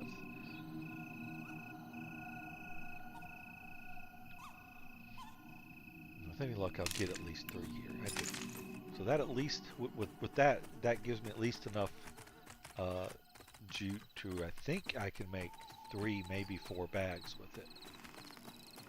But you need 3 to do the first combine to get enough to be, which also gives you enough to do the second combine, which gives you a yield of 3 or 4 or 5. It would be, no, it would be at least 3. Let's kill a jackrabbit. Rabbit meat. Oh, that was caster food per se. That's the dot. And we got level 2.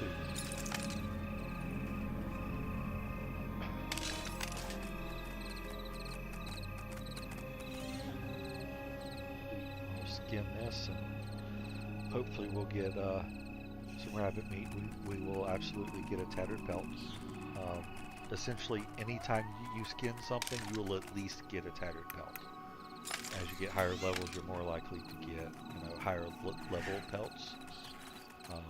But you may still get tattered pelts on higher level stuff. But you will always get at least a tattered pelt when you skin something. We'll go faster if I get some casting.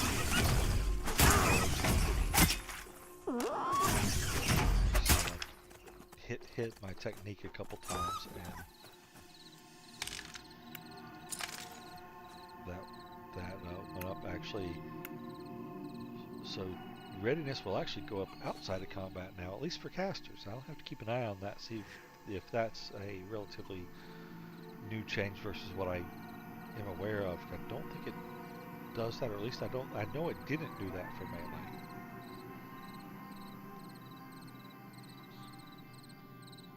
I have to pay attention.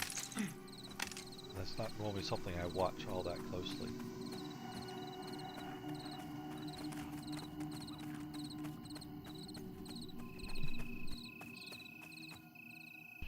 Oh, while I'm up here, none of those would have given me quests, but there was one more here. He'll give me a quest.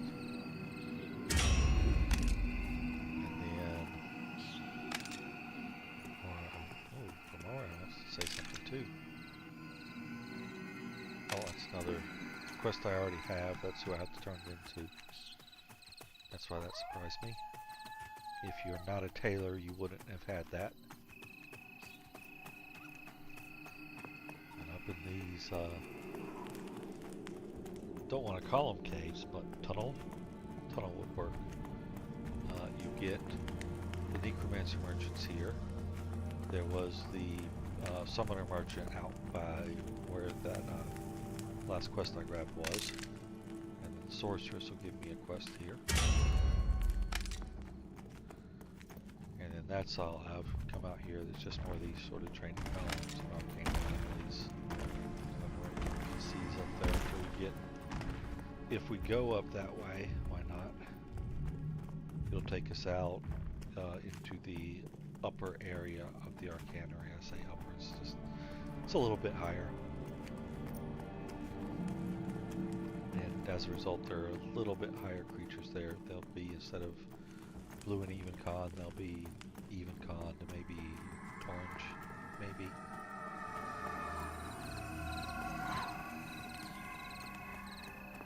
That's all because now I'm level 2, they would have been like all yellow. I don't think there's anything up here that's level 1 still.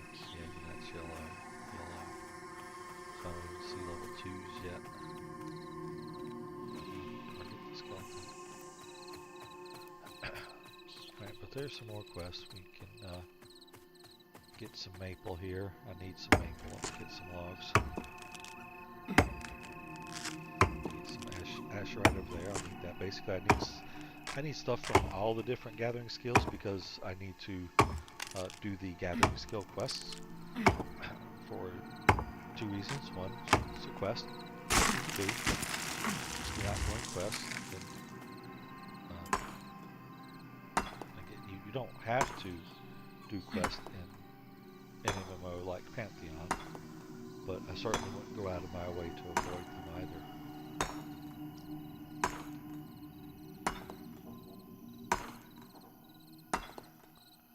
Alright, so we got Celestium Dustamite. That's nice. That'll be used for crafting items that actually give you strength. Asherite ore is good. Uncut citrine gemstone, that's good too. The gems would be used for jewel crafting, and I think citrine might be one of the ones that I need to get a little bit later on in the pickaxe questline to get a better pickaxe. Oh, okay, she's not so bad. Only a yellow con, so I got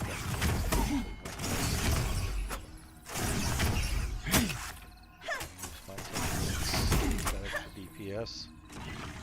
Yeah, right. Gotta admit, the enchantment's tougher than I expected.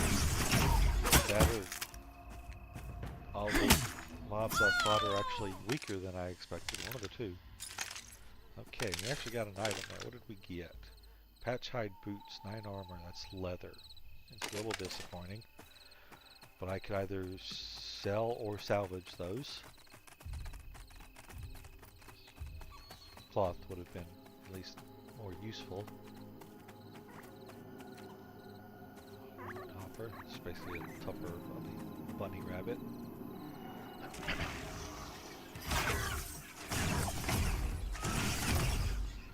This, while yellow, is clearly a level 4. Yellows, many of the cons can be 2 levels above or below you. Well, the lower level ones can be even more.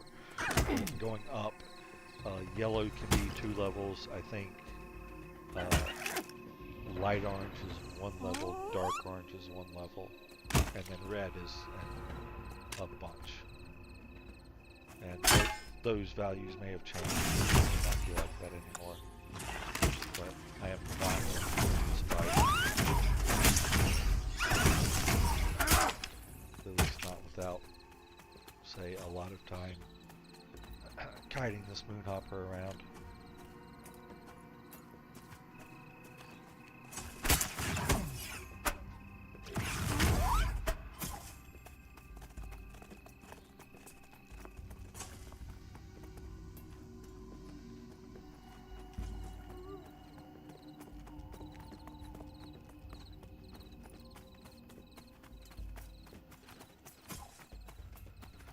I'll try to do. I'll try to show how you can use mechanics to your favor.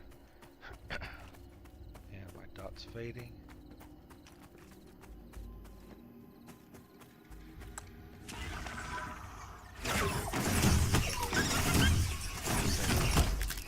Technique nukes.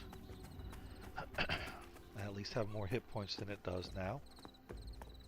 I don't want to go too far away because if you take something too far away, it is going to leash, and it'll go back to its spawn or back to its path, and you can't get any experience from it anymore. And not clear off anymore. It's just resisted. It might have just been flat out resisted, and I didn't know. I don't want to get more.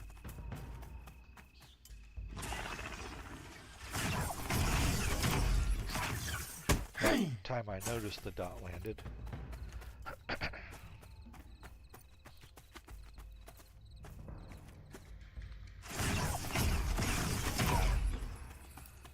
And so I stole victory from the jaws of defeat. But if I wasn't a class with a damage over time ability, I would not have won that fight.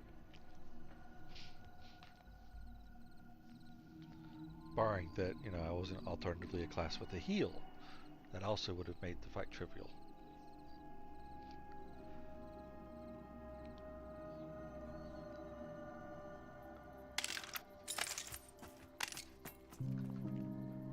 I simply meant if I were, say, a wizard, where the only thing I could do was nuke.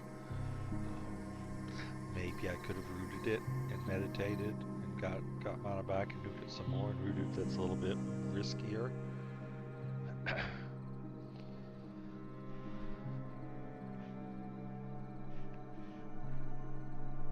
Most classes do have some mechanic to be able to sort of edge fights in your favor like that.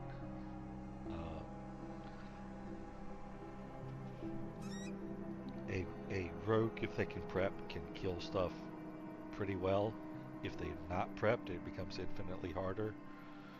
Warrior doesn't have a lot of great abilities to, you know, kill anything that they can't just tank and spank.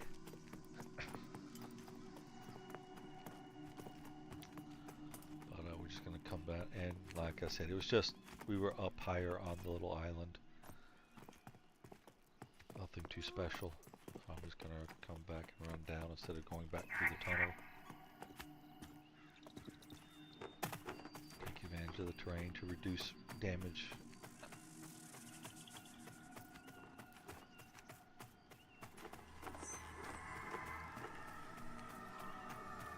One of the things I can do right now, actually I probably can't because it looks like it's nighttime. I see, oh, it's going to be day soon. But if I come over here, I expect I've got a quest for the sorceress to kill 5 sparking toads. Now, sparking toads are generally along the water line here. However, at night, the sparking toads, like that is one over there, can spawn as a Nightbane toad. Nightbane is a named toad for a quest that's in, I think, the level 8-ish range. And so it would eat me alive, even with dots and kiting, and it just wouldn't work out well. In fact, kiting a toad, let's see how well that works out. I'm going to run away from the toad. Yeah, no, that didn't work out so well, did it? I have scorpions, you.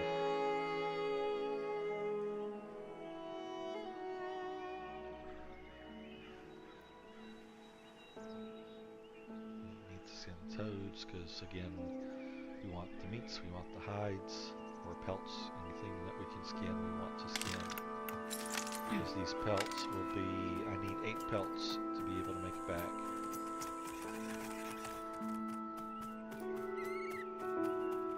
I want berries, and I need berries for various quests as well.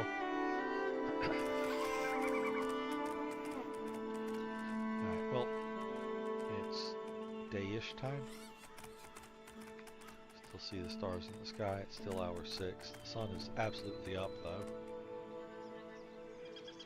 So it may have been why there wasn't a Nightbane toad up, was because it had already despawned for the coming day.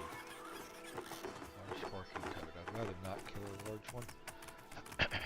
It would definitely, it would still qualify for the quest I'm on. It would just be a tough fight right now. I'd rather get one more level. Potentially a tough fight anyway.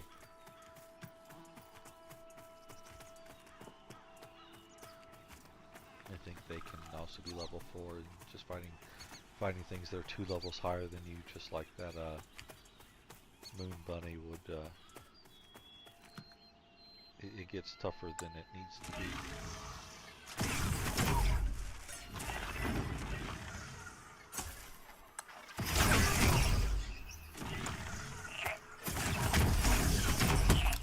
And I forgot part of that scorpion come here to get attack is it's either a silence or an outright stun for a second or so. So fighting these again, I'll probably just try to run up onto them, because if you're already adjacent, they won't use that.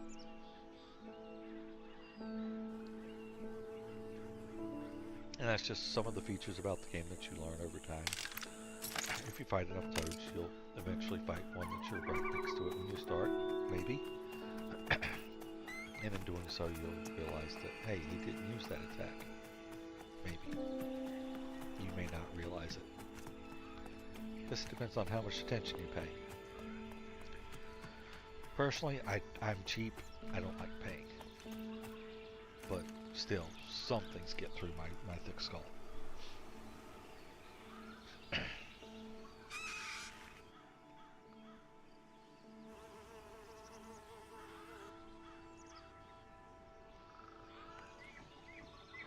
With any luck, I'll get some thyme, which is some cooking. No. Serpent leaf. I think serpent leaf might be used in some alchemy stuff.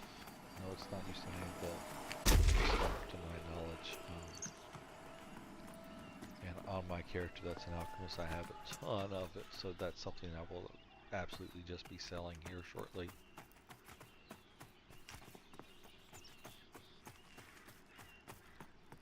I want to come up this way because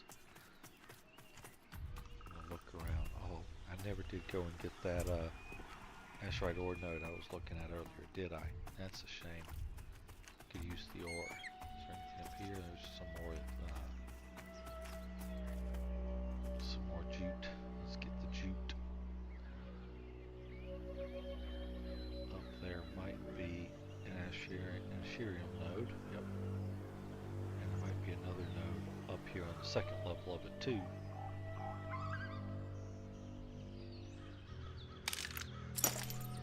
Oh, my inventory's full already.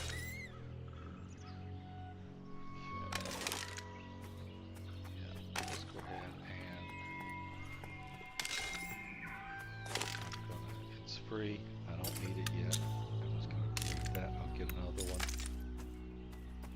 just so I can loot this. I hate being wasteful. It's cheap, but it's still wasteful. Okay, so let's just go ahead. I'm just going to sell any of the stuff that I can't use or will not be using. So I'll sell that. I'll be using all the rest of that. The rabbit's foot I won't use. The celestium dust I won't be using right away, but that's one thing that I won't be selling, at least not to a merchant. I might sell to another player, because I know that those have far more than a 50 copper value associated with them. Same with the citrine gemstone. The Patrite boots, however, those I might sell. Let me see.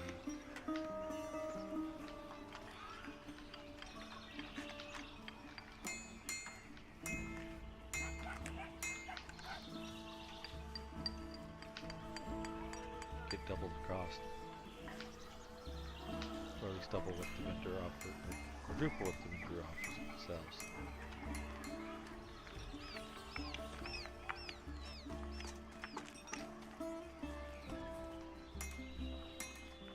See if anybody wants to buy it. Probably not. Somebody might just offer me, 5 gold too, which I probably won't take. Silver leaf I don't need, the serpent leaf I don't need, and the shimmering celestium I don't need.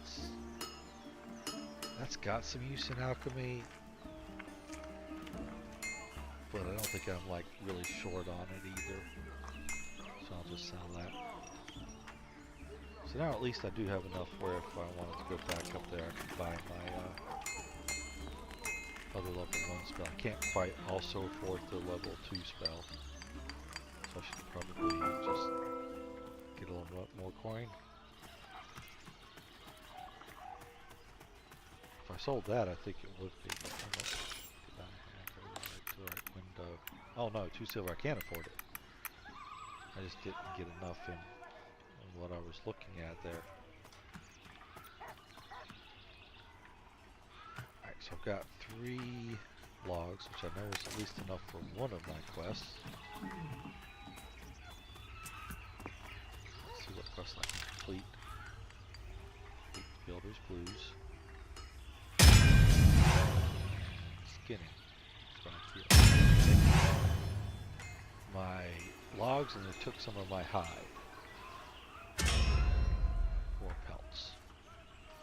Okay, so progress on the quest, but we also now have to skin more animals to make our first bag, which I need to try to get my first bag relatively quickly here. I also need coin to buy the schematics. you used to get this bag schematics as you did the quest for the,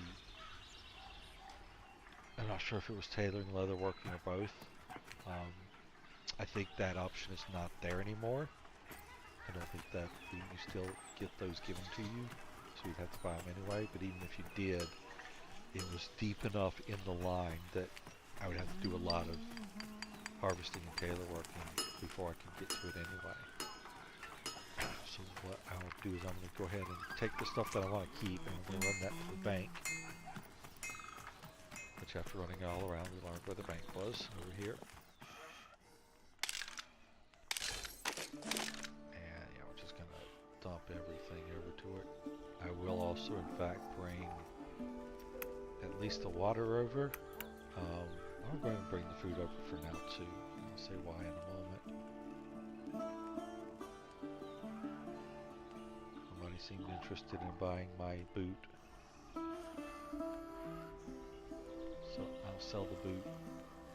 Oh, no, that's not selling the boot.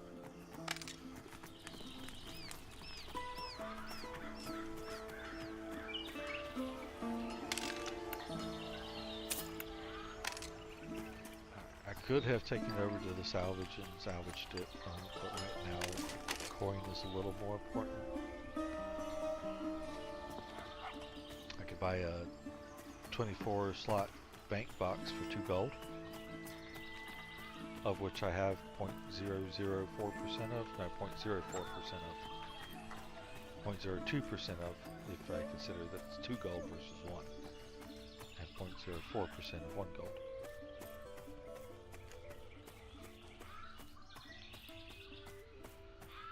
So I cleared out my inventory. I need to kill a lot of rats. I will kill rats, but more importantly right now, I need to kill a lot of hornets, and hornets drop bee wax. I know, you know, why they're dropping bee wax. Because they do.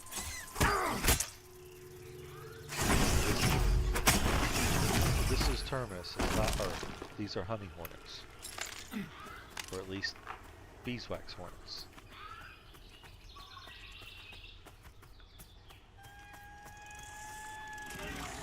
So, and, beeswax is one of the things that you can be able to make a bag. So by killing these hornets, I am doing quests. These hornets also drop decent vendor trash. You see that's a general item. As I said, the general items as a general rule are vendor trash. And so I need them for quests, vendor trash, and I need them for the bag components. To be fair, it is 1 beeswax per bag, so I've already got 2 of them. Only making bags, at least for beeswax and the jute. But making 2 bags would be 60 pelts, of which I have 3.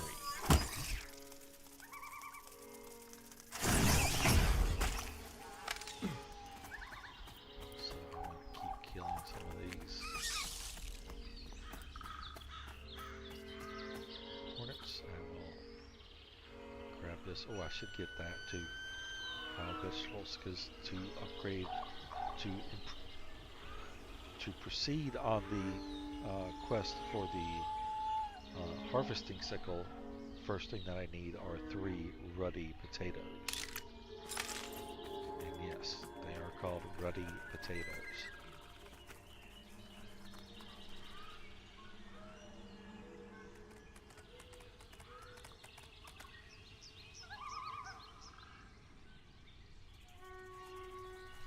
Oh, there's something I can... Nope, somebody's already gone after him. I was looking at the forager off in the distance here. The foragers can drop... Ooh, that's huge. That's a large carrot. Large carrots are one of the foods you can give to potential mounts to make them easier to tame. So having gotten a large carrot, that's something that might sell.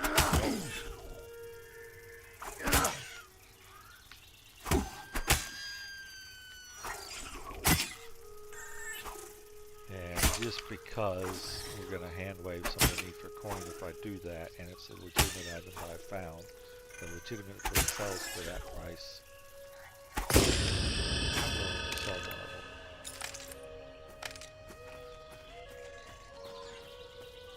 Now, day 1, is it going to sell for a gold? Of course not. Day 5? Well, theoretically, day 5 you have people that might need it, but are they going to have a gold to spend on that? Maybe, maybe not. They will certainly have a gold, but whether or not the gold is valued low enough that it's a carrot would be the question.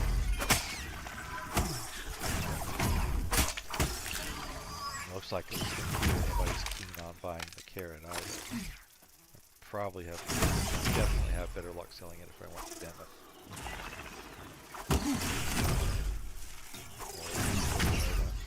Demo is the equivalent of a veil. It's another village. The village AVP, Avenger's Pass. And that is that is the central hub of the game currently, is Dimeth.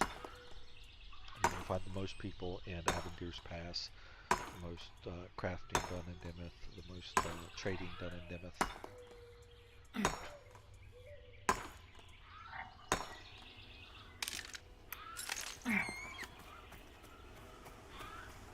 killing some hornets, so because I need to not only buy spells, I need my level 1 spell and level 2 spells. If it wasn't a level 3 spell, before long I will need my level 4 spells. So I need to keep getting things coming in that I can sell. But in addition to all those, I will also need to buy the recipes for everything that I need to make.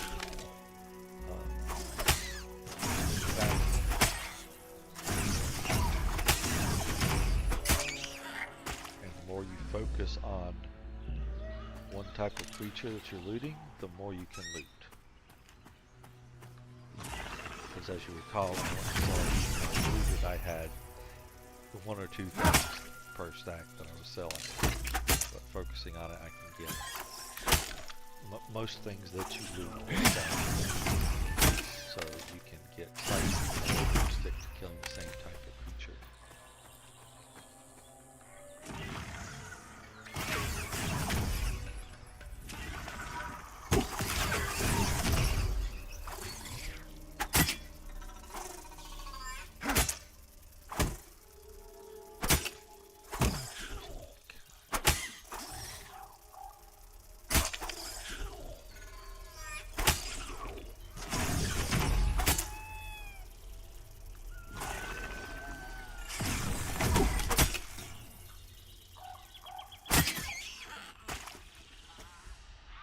Of course, they have to drop something for you to be able to stack what they drop. And I've had a bit of bad luck on some of these hornets.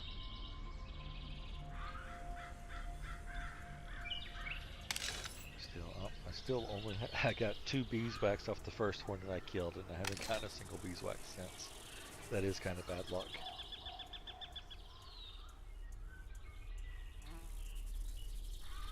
Just resting to get some mana back. I was out. You see, it doesn't take long.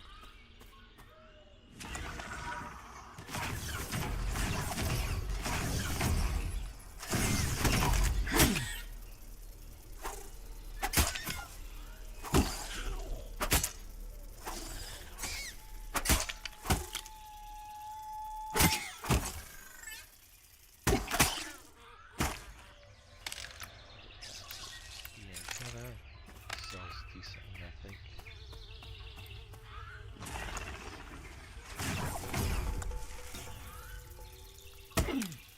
Hey Nova, how's it going? Doing pretty well, thank you.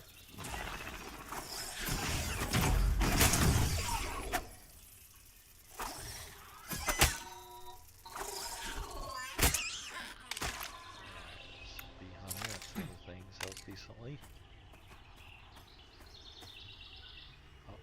to rest. I'm almost dead. Yeah, it's quiet. I don't have any real following. I stream just because it doesn't hurt me to do so for the most part.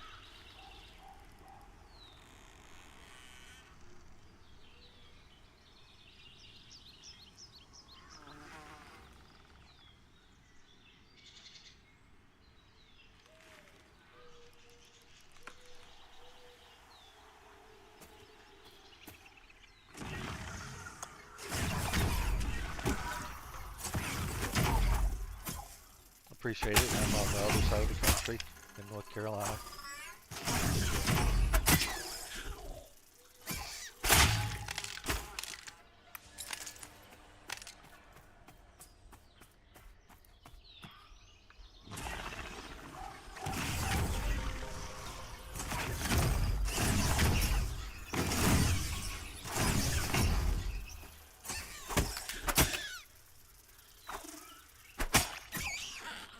Thank you for the follow. I appreciate that. Probably see if I can get one more hornet here, and then I'll go sell.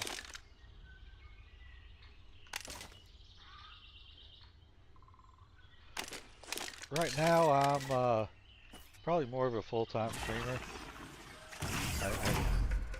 I've been unemployed for a while. I need to get a job soon, but I'm still enjoying free time.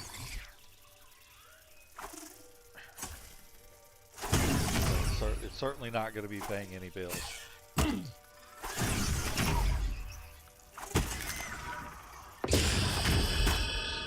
think so. That worked out well.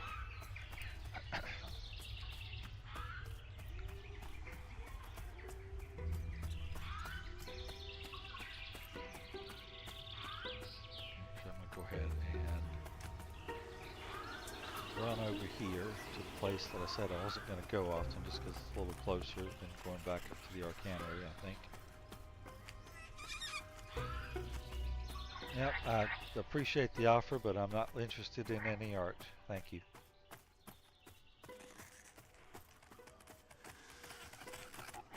No thanks. Wish you the best of luck in selling it though.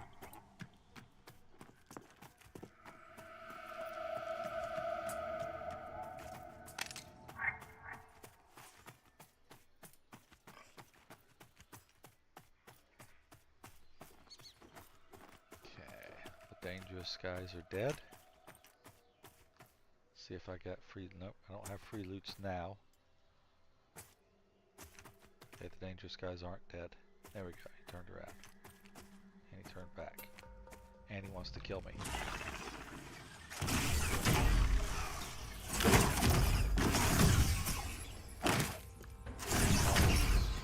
He's going to be succeeding in killing me.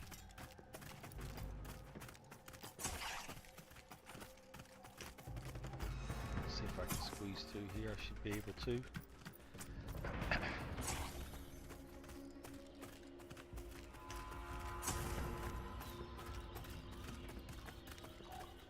That skeleton, he wasn't all that beefy. I was dealing damage to him, but he was cleaning my clock too.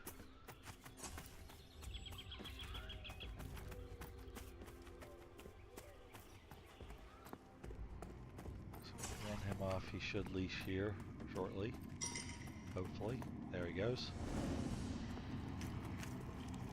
Now we both get to live. What's that? Immune to standard fear effects. Well, I don't fear.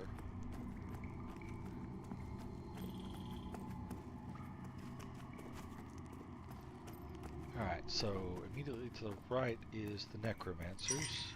Enchanters are over here. Sweet, I don't have to hunt around for them. Here we will trade. I'll start off with selling 11 copper there, 14 copper there, 24 copper on the honeys. I was wrong. The bee antennas were not valuable at all. But we got some more coin. So we're going to start. We want to get our level 1 spell that we don't have. We want to get some play release a surge of chaotic mental energy all around you. It's an E stun. That's definitely something we want to have. It's not really vital now playing alone, so I'm going to pass on that. Conjure arcane bindings to root your target in place for up to 30 seconds. Alright, so that's a root. Is a root worth 2 silver right now? Probably not. And then we're up to level 5 already, which I can't get. So, very disappointed, honestly.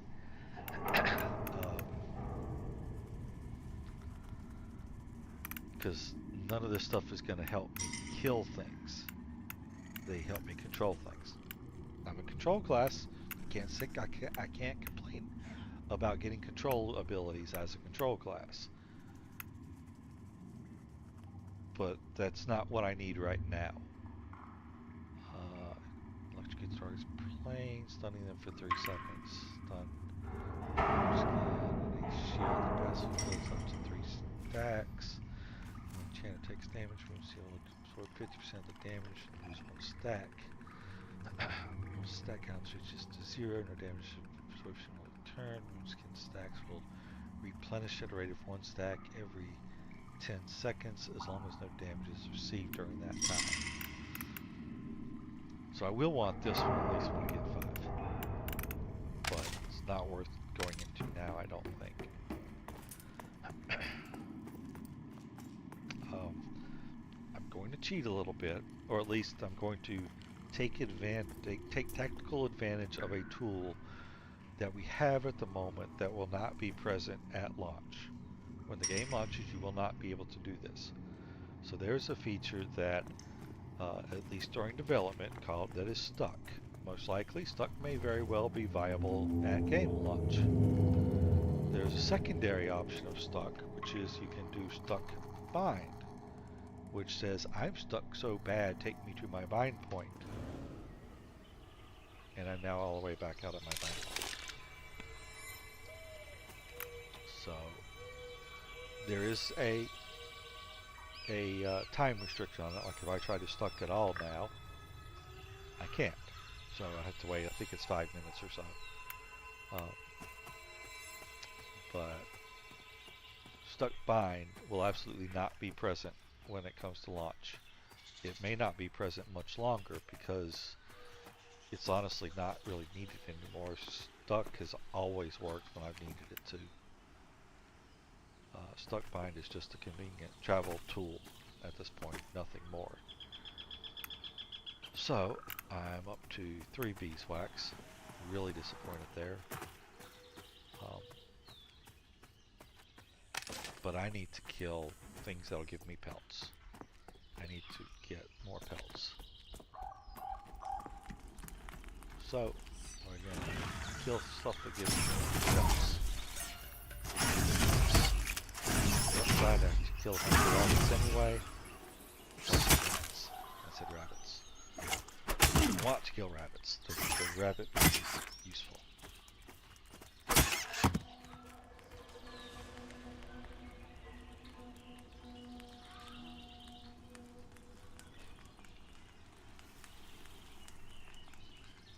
I really wish I had better skinning tools, but I need to get through all this to get better skinning tools. In fact, I need to keep my eye open for boars. Because boars will also give me pelts. But I think that's the next thing. Provision out the gathering skills. Skinning. 5 boar meat. That's what I thought. There's a boar somebody didn't skin. There's 2 boars somebody didn't skin. Or at least 2 boars somebody didn't loot. After they skinned them, potentially, but because you might run into somebody who is, say, only after the meat or only after the hide. In this case, it seems they're just not interested in skinning. I am. So after enough time passes, you can skin someone else's or even loot someone else's mobs. 3 boar meat. That's good. That's a good. It is not uncommon to get 0 boar meat, especially on these low level ones.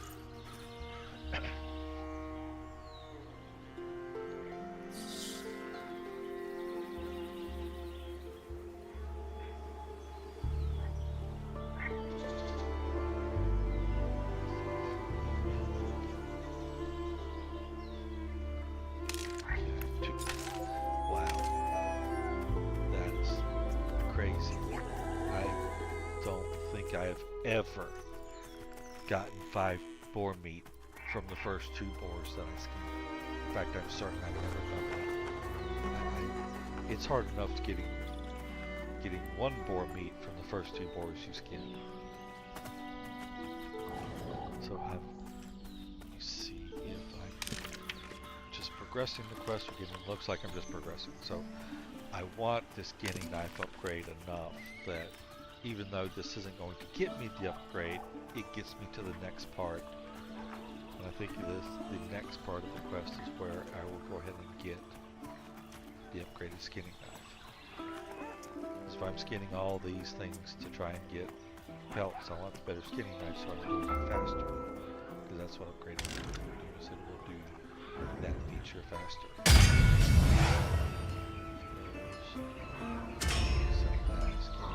Okay, so yes, I will get the next knife upgrade with this next one. And they want me to do special process. And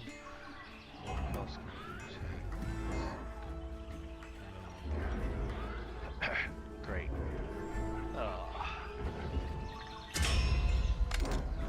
Alright, so to get the upgrade, I need to get a low quality wolf pelt.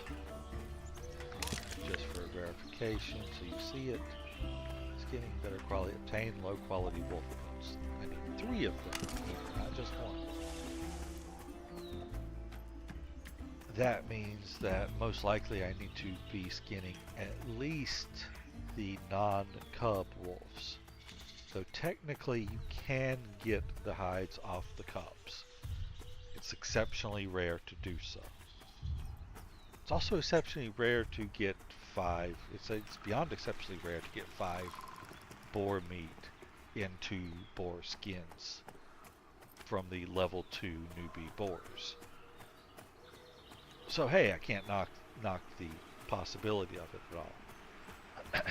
But because we're on this point, because I want the skinning knife upgraded so badly, I am on my way toward a location I know of that has a high volume of cubs plus some occasional non-cub wolves. It's not going somewhere that I can't handle, which is, as I've been saying, cubs. It's the pups here. So the Grey Howler pups technically can drop the low quality wolves. It's exceptionally rare.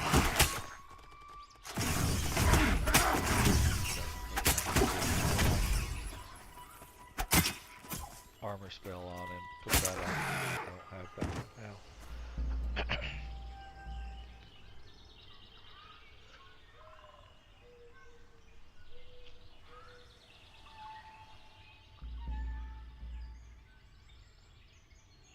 So I am utilizing my game world knowledge for benefit, but you could run around the starting area. This will be the...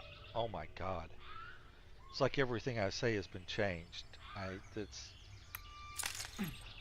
This is streamer luck, guys. This never happens.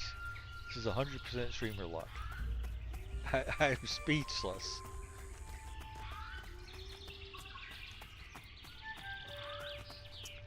Either all the things that I'm used to have been changed, because I do realize that currently we're in a double experience time frame, and there's an increased chance of getting named spawns to happen. I don't know if as a result there's also an increased chance for good loot to drop, but if not, then this is absolutely wrong. If so, then at least that would explain why I'm getting this lucky to some extent. But I can't believe that I killed 1 Grey Howler and I got a low quality wolf hide. That's insane.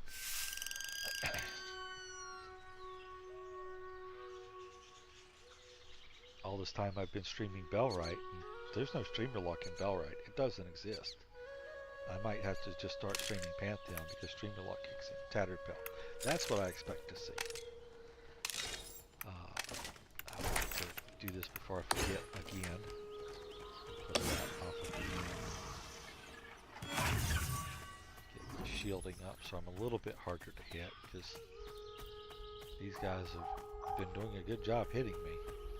I'm going to check these guys because some of these used to be very upset at certain types of players, and I wanted to make sure that neither of them were that upset at me as this type of player.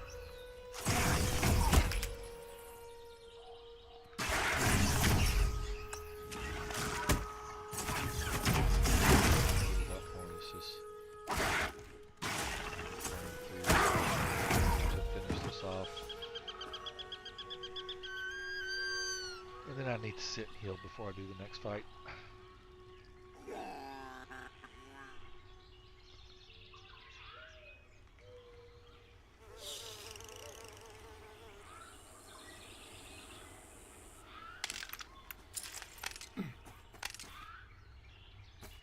Sit. Sit. And sit. There we go.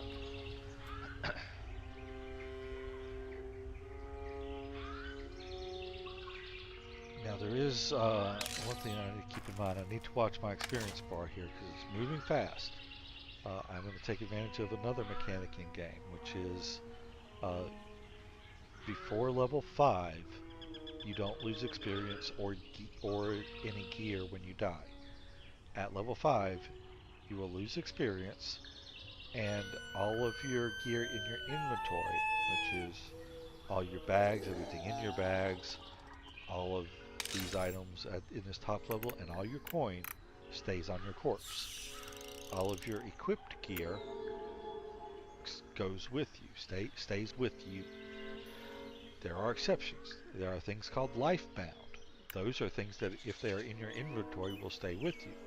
There is also deathbound. Those are things, even if you have them equipped, they stay on your corpse. At this level, the only thing that's lifebound might be the starter food, maybe. I don't even think that is. I put it all away, it's not there. But you see, this is lifebound. It has no real reason to be lifebound as it's a weapon. It's if it would be equipped with you, but they made it lifebound anyway. I'm not sure why. And it's not even that. They made all the starter equipment lifebound, which might theoretically have been someone's logic. So that even if you put your starter gear in a bag because you were doing something, that would always go with you. But no, it's in addition to that mechanic, if you die and fully release, you will automatically fill your food and water bars. And we have a major lag spike here. There we go. So finally, it really didn't end. It's just I managed to cast through it. Still lagging so much that we can't actually do anything yet.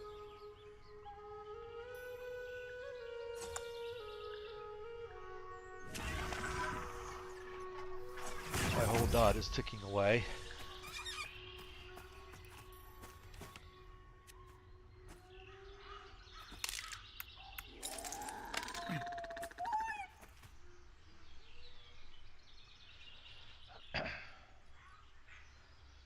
Yeah, the server may crash here shortly.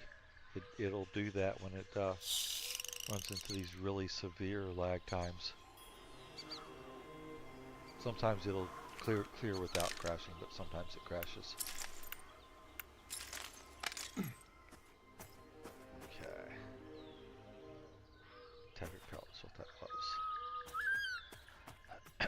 Alright, I'm going to come out of the wolf area. Now, the wolves won't aggro. They will assist. Or the pups, I should say, won't aggro. They will assist. The adult wolves, the normal wolves, will aggro. And the pups will assist. So if I'm in that area and it crashes, like over here, there's at least a normal wolf, probably a named. Oh boy, somebody wants to kill me that I can't even see.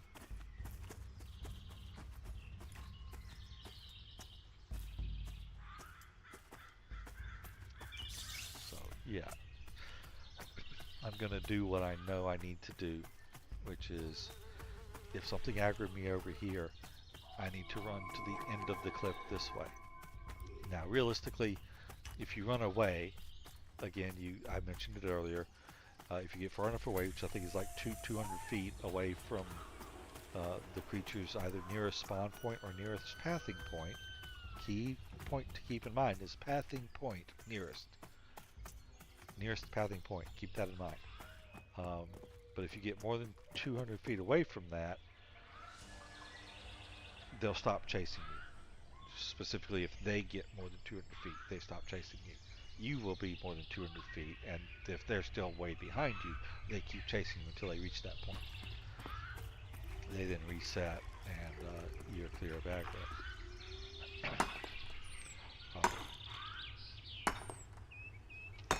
The key point about it being from the nearest pathing point, if you have something that has a large roaming area, and you aggro it on one end of that roaming area, and then run through its roaming area, you're going to have to go a very long way before it stops chasing you.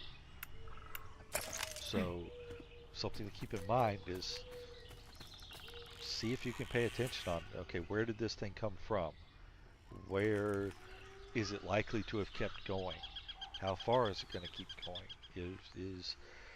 Am I possibly at the am I wanting to run away east of it because it's west of me, but the majority of its path might be east of me? Then I might be smarter to run through it to go west.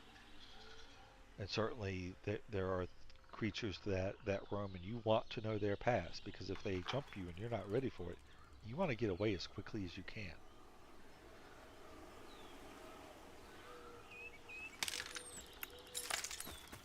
Alright, so that is all set here.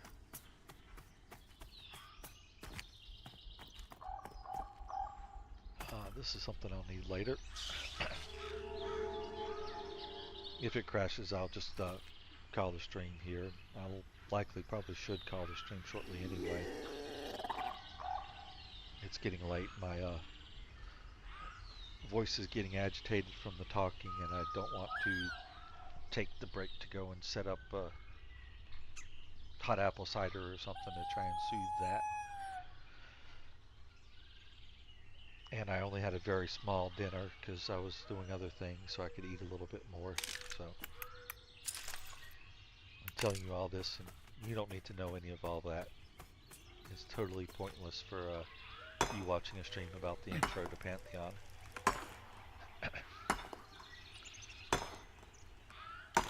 But as you can see, there's a nice little world out there. It's a lot of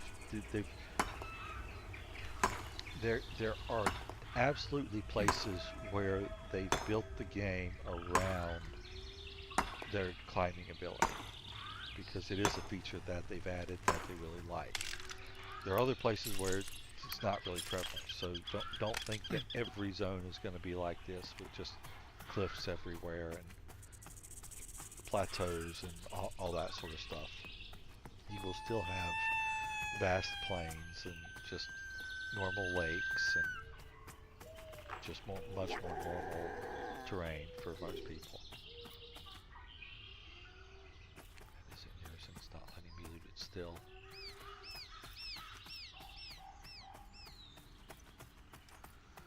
Alright, but there was another guy killing these things too, so that's going to impact my ability to get a good supply of wolf meat or wolf pelts at the moment. Let me check these others, because I imagine likely... Oh. Alright, I'll skin the jute, check the corpses again. I'll harvest the jute, check the corpses to skin again. And then once I'm either unable to skin them or have completed skinning them, I will go ahead and call it.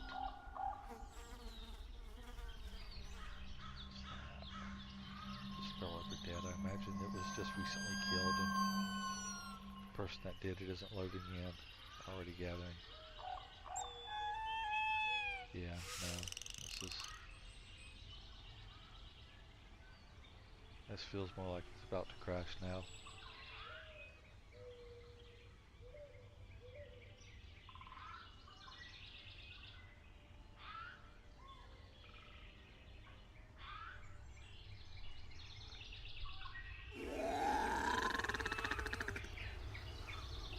Okay, well, that'll be the first intro for Pantheon. We got a little bit of gameplay, some basics on combat and fighting. Uh, Make sure you con everything. That's something I mentioned earlier because I didn't go. Actually, I kind of stopped, but the key thing is understand that there are things that you're going to run into even in the newbie zones that will totally kill you if you just randomly target it. Uh, Even a level 3, when you're level 1, is a very dangerous fight. So you want to make sure that you're not going up against any kind of orange. Even a yellow is potentially a level 3. Okay? And that's at level 1. Uh, Yellows are going to be two levels above you. The oranges are the I think the light orange, which is the next level up, will be another two levels, and then I believe the dark orange is only one level, and then you hit red. Again, that's assuming that it hasn't been changed since the last time that I actively worked out what those levels were.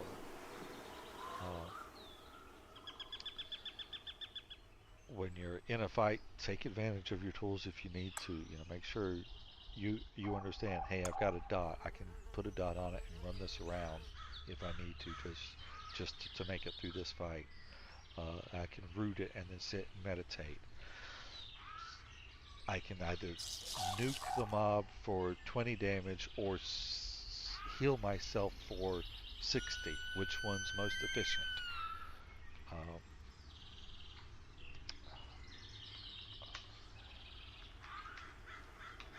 Exit this quick.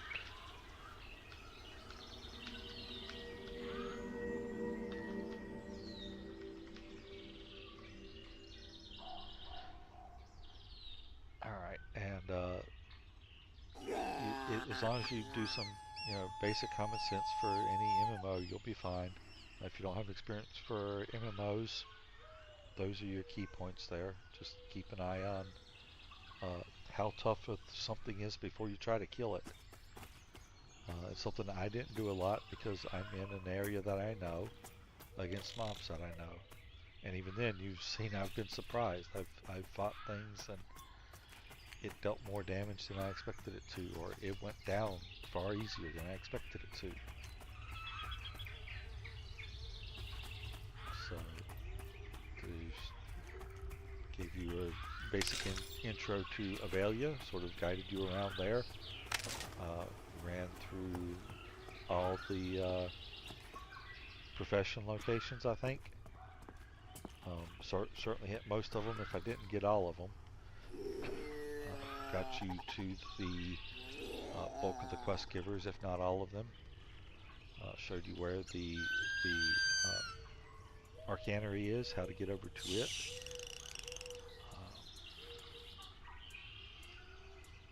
Now, if you want to try Pantheon, currently there's a bit of a lull in population because they have announced that there's going to be a wipe at during spring.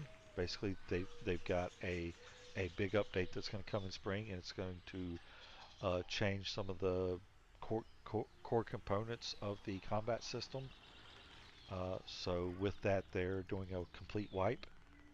So when that happens, everybody's going to lose all their current characters. Now is a great time to come in and get an introduction to the classes. Spend 10, 20 levels playing the classes. You're leveling quickly because they've given you a double experience, and you get an opportunity to learn the world because you don't have a map, at least not in game.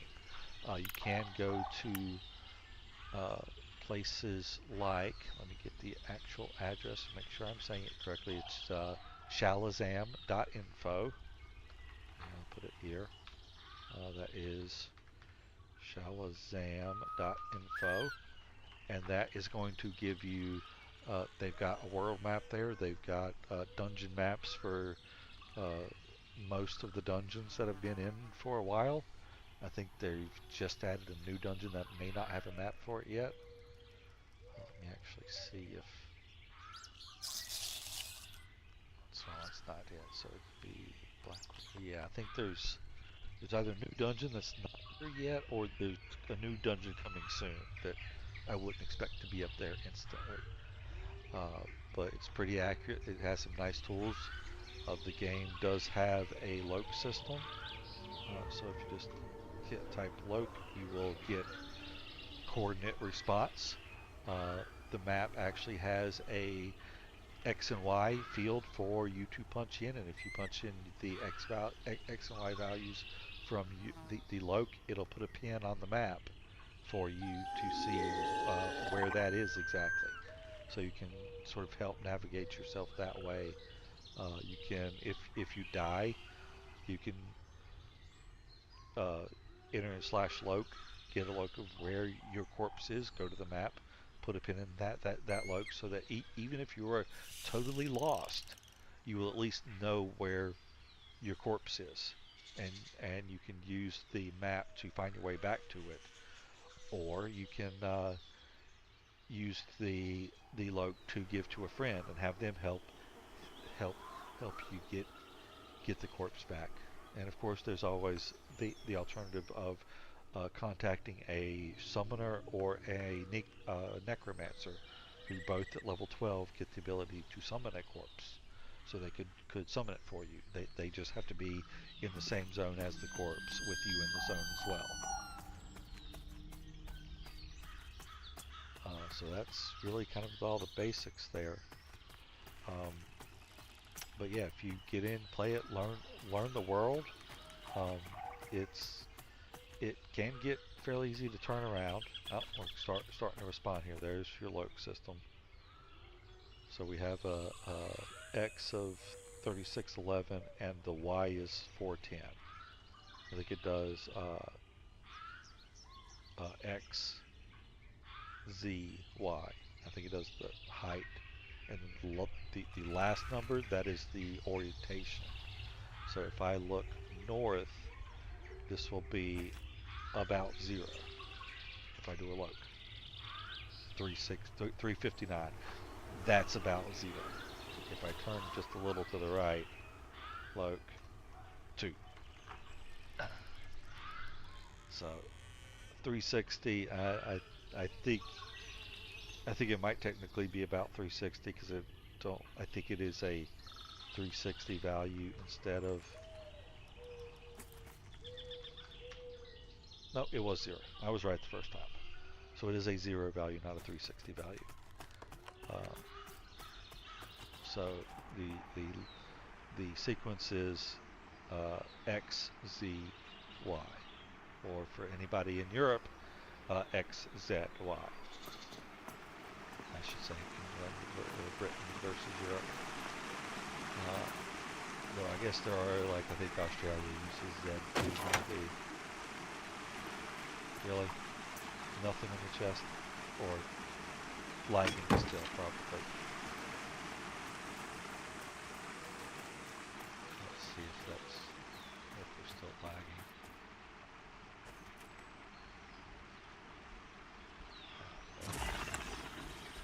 We're not lagging bad. Lag might have finally cleared and there's just an empty chest here. There we go. Okay, it was still lagging. That's some useful stuff. There's actually a few quest components in that little bit right there.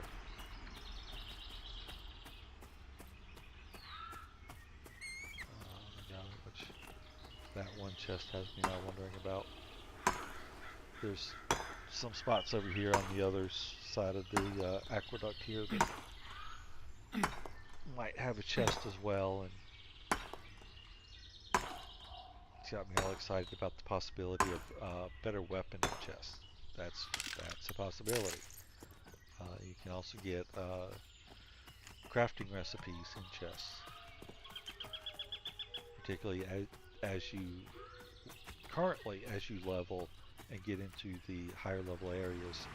Those will have the best crafting recipes in the chest there.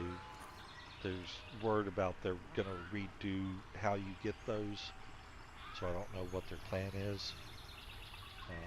But with what they've got it now, those recipes are a little too rare. They they went from them being extremely common to too rare, and it seems like they're just going to change the system entirely if they get them. Or at least change it substantially. I won't say entirely. Alright, so I'm not going to have any room for this. I don't want to drop anything for jute when I don't need jute and it's readily available. Let me save some time. I should create a macro. That's something else you can do. You have most of your main options up here. You can go into settings, go to your character inventory, go to codex, go into your journal. That's the macros, which I just opened. You have your social tab for all your LFG guild functionality, and then your button to exit. But you can create a new macro. You can name it gate / bind. And now all I have to do is come here and click that, and it would try. It gave the / bind command, but I just used it. You can't move your macros like into your hotkeys yet. They are saying that they probably will have the ability to hotkey macros in some way. What I would personally like to see is you can hotkey a macro to an ability button, and that macro can only activate that ability, so that you could put in slot 2 here both an ability and an associated macro, or in some way associate a macro with that ability, so that hitting that number 2 will not only cast that ability but run an associated macro. So I might be able to macro mezzing target, and so my mez spell will cast the mez and trigger the macro to say mezzing target.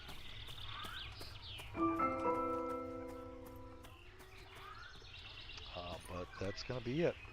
We will probably do another Pantheon stream later. I mean, I definitely will. I don't know how long it'll be before I do another sort of intro. I do want to get in here and run another character probably, so I might do that.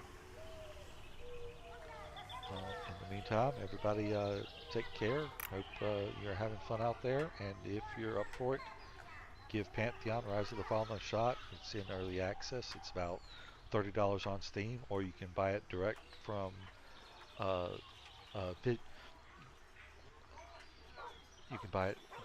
VR at PantheonMMO.com. That way, I personally probably would recommend buying it directly from VR, because they're still new working with Stream, and they occasionally run into issues with the Stream client that they don't have on their own internal client. So that's just an option. You can, for instance, I have 2 accounts. You can't have 2 Steam accounts. You can't run 2 because the game account is associated to your Steam account and not separate. You can't have 2 game accounts via Steam. So at the very least, if you did want to run multiple accounts, you would need to have at least one or more of them be the direct client through VR instead of playing through Steam. So that's something to keep in mind there. But again, we're calling it. Everybody take care and have fun. And look forward to seeing you in Pantheon.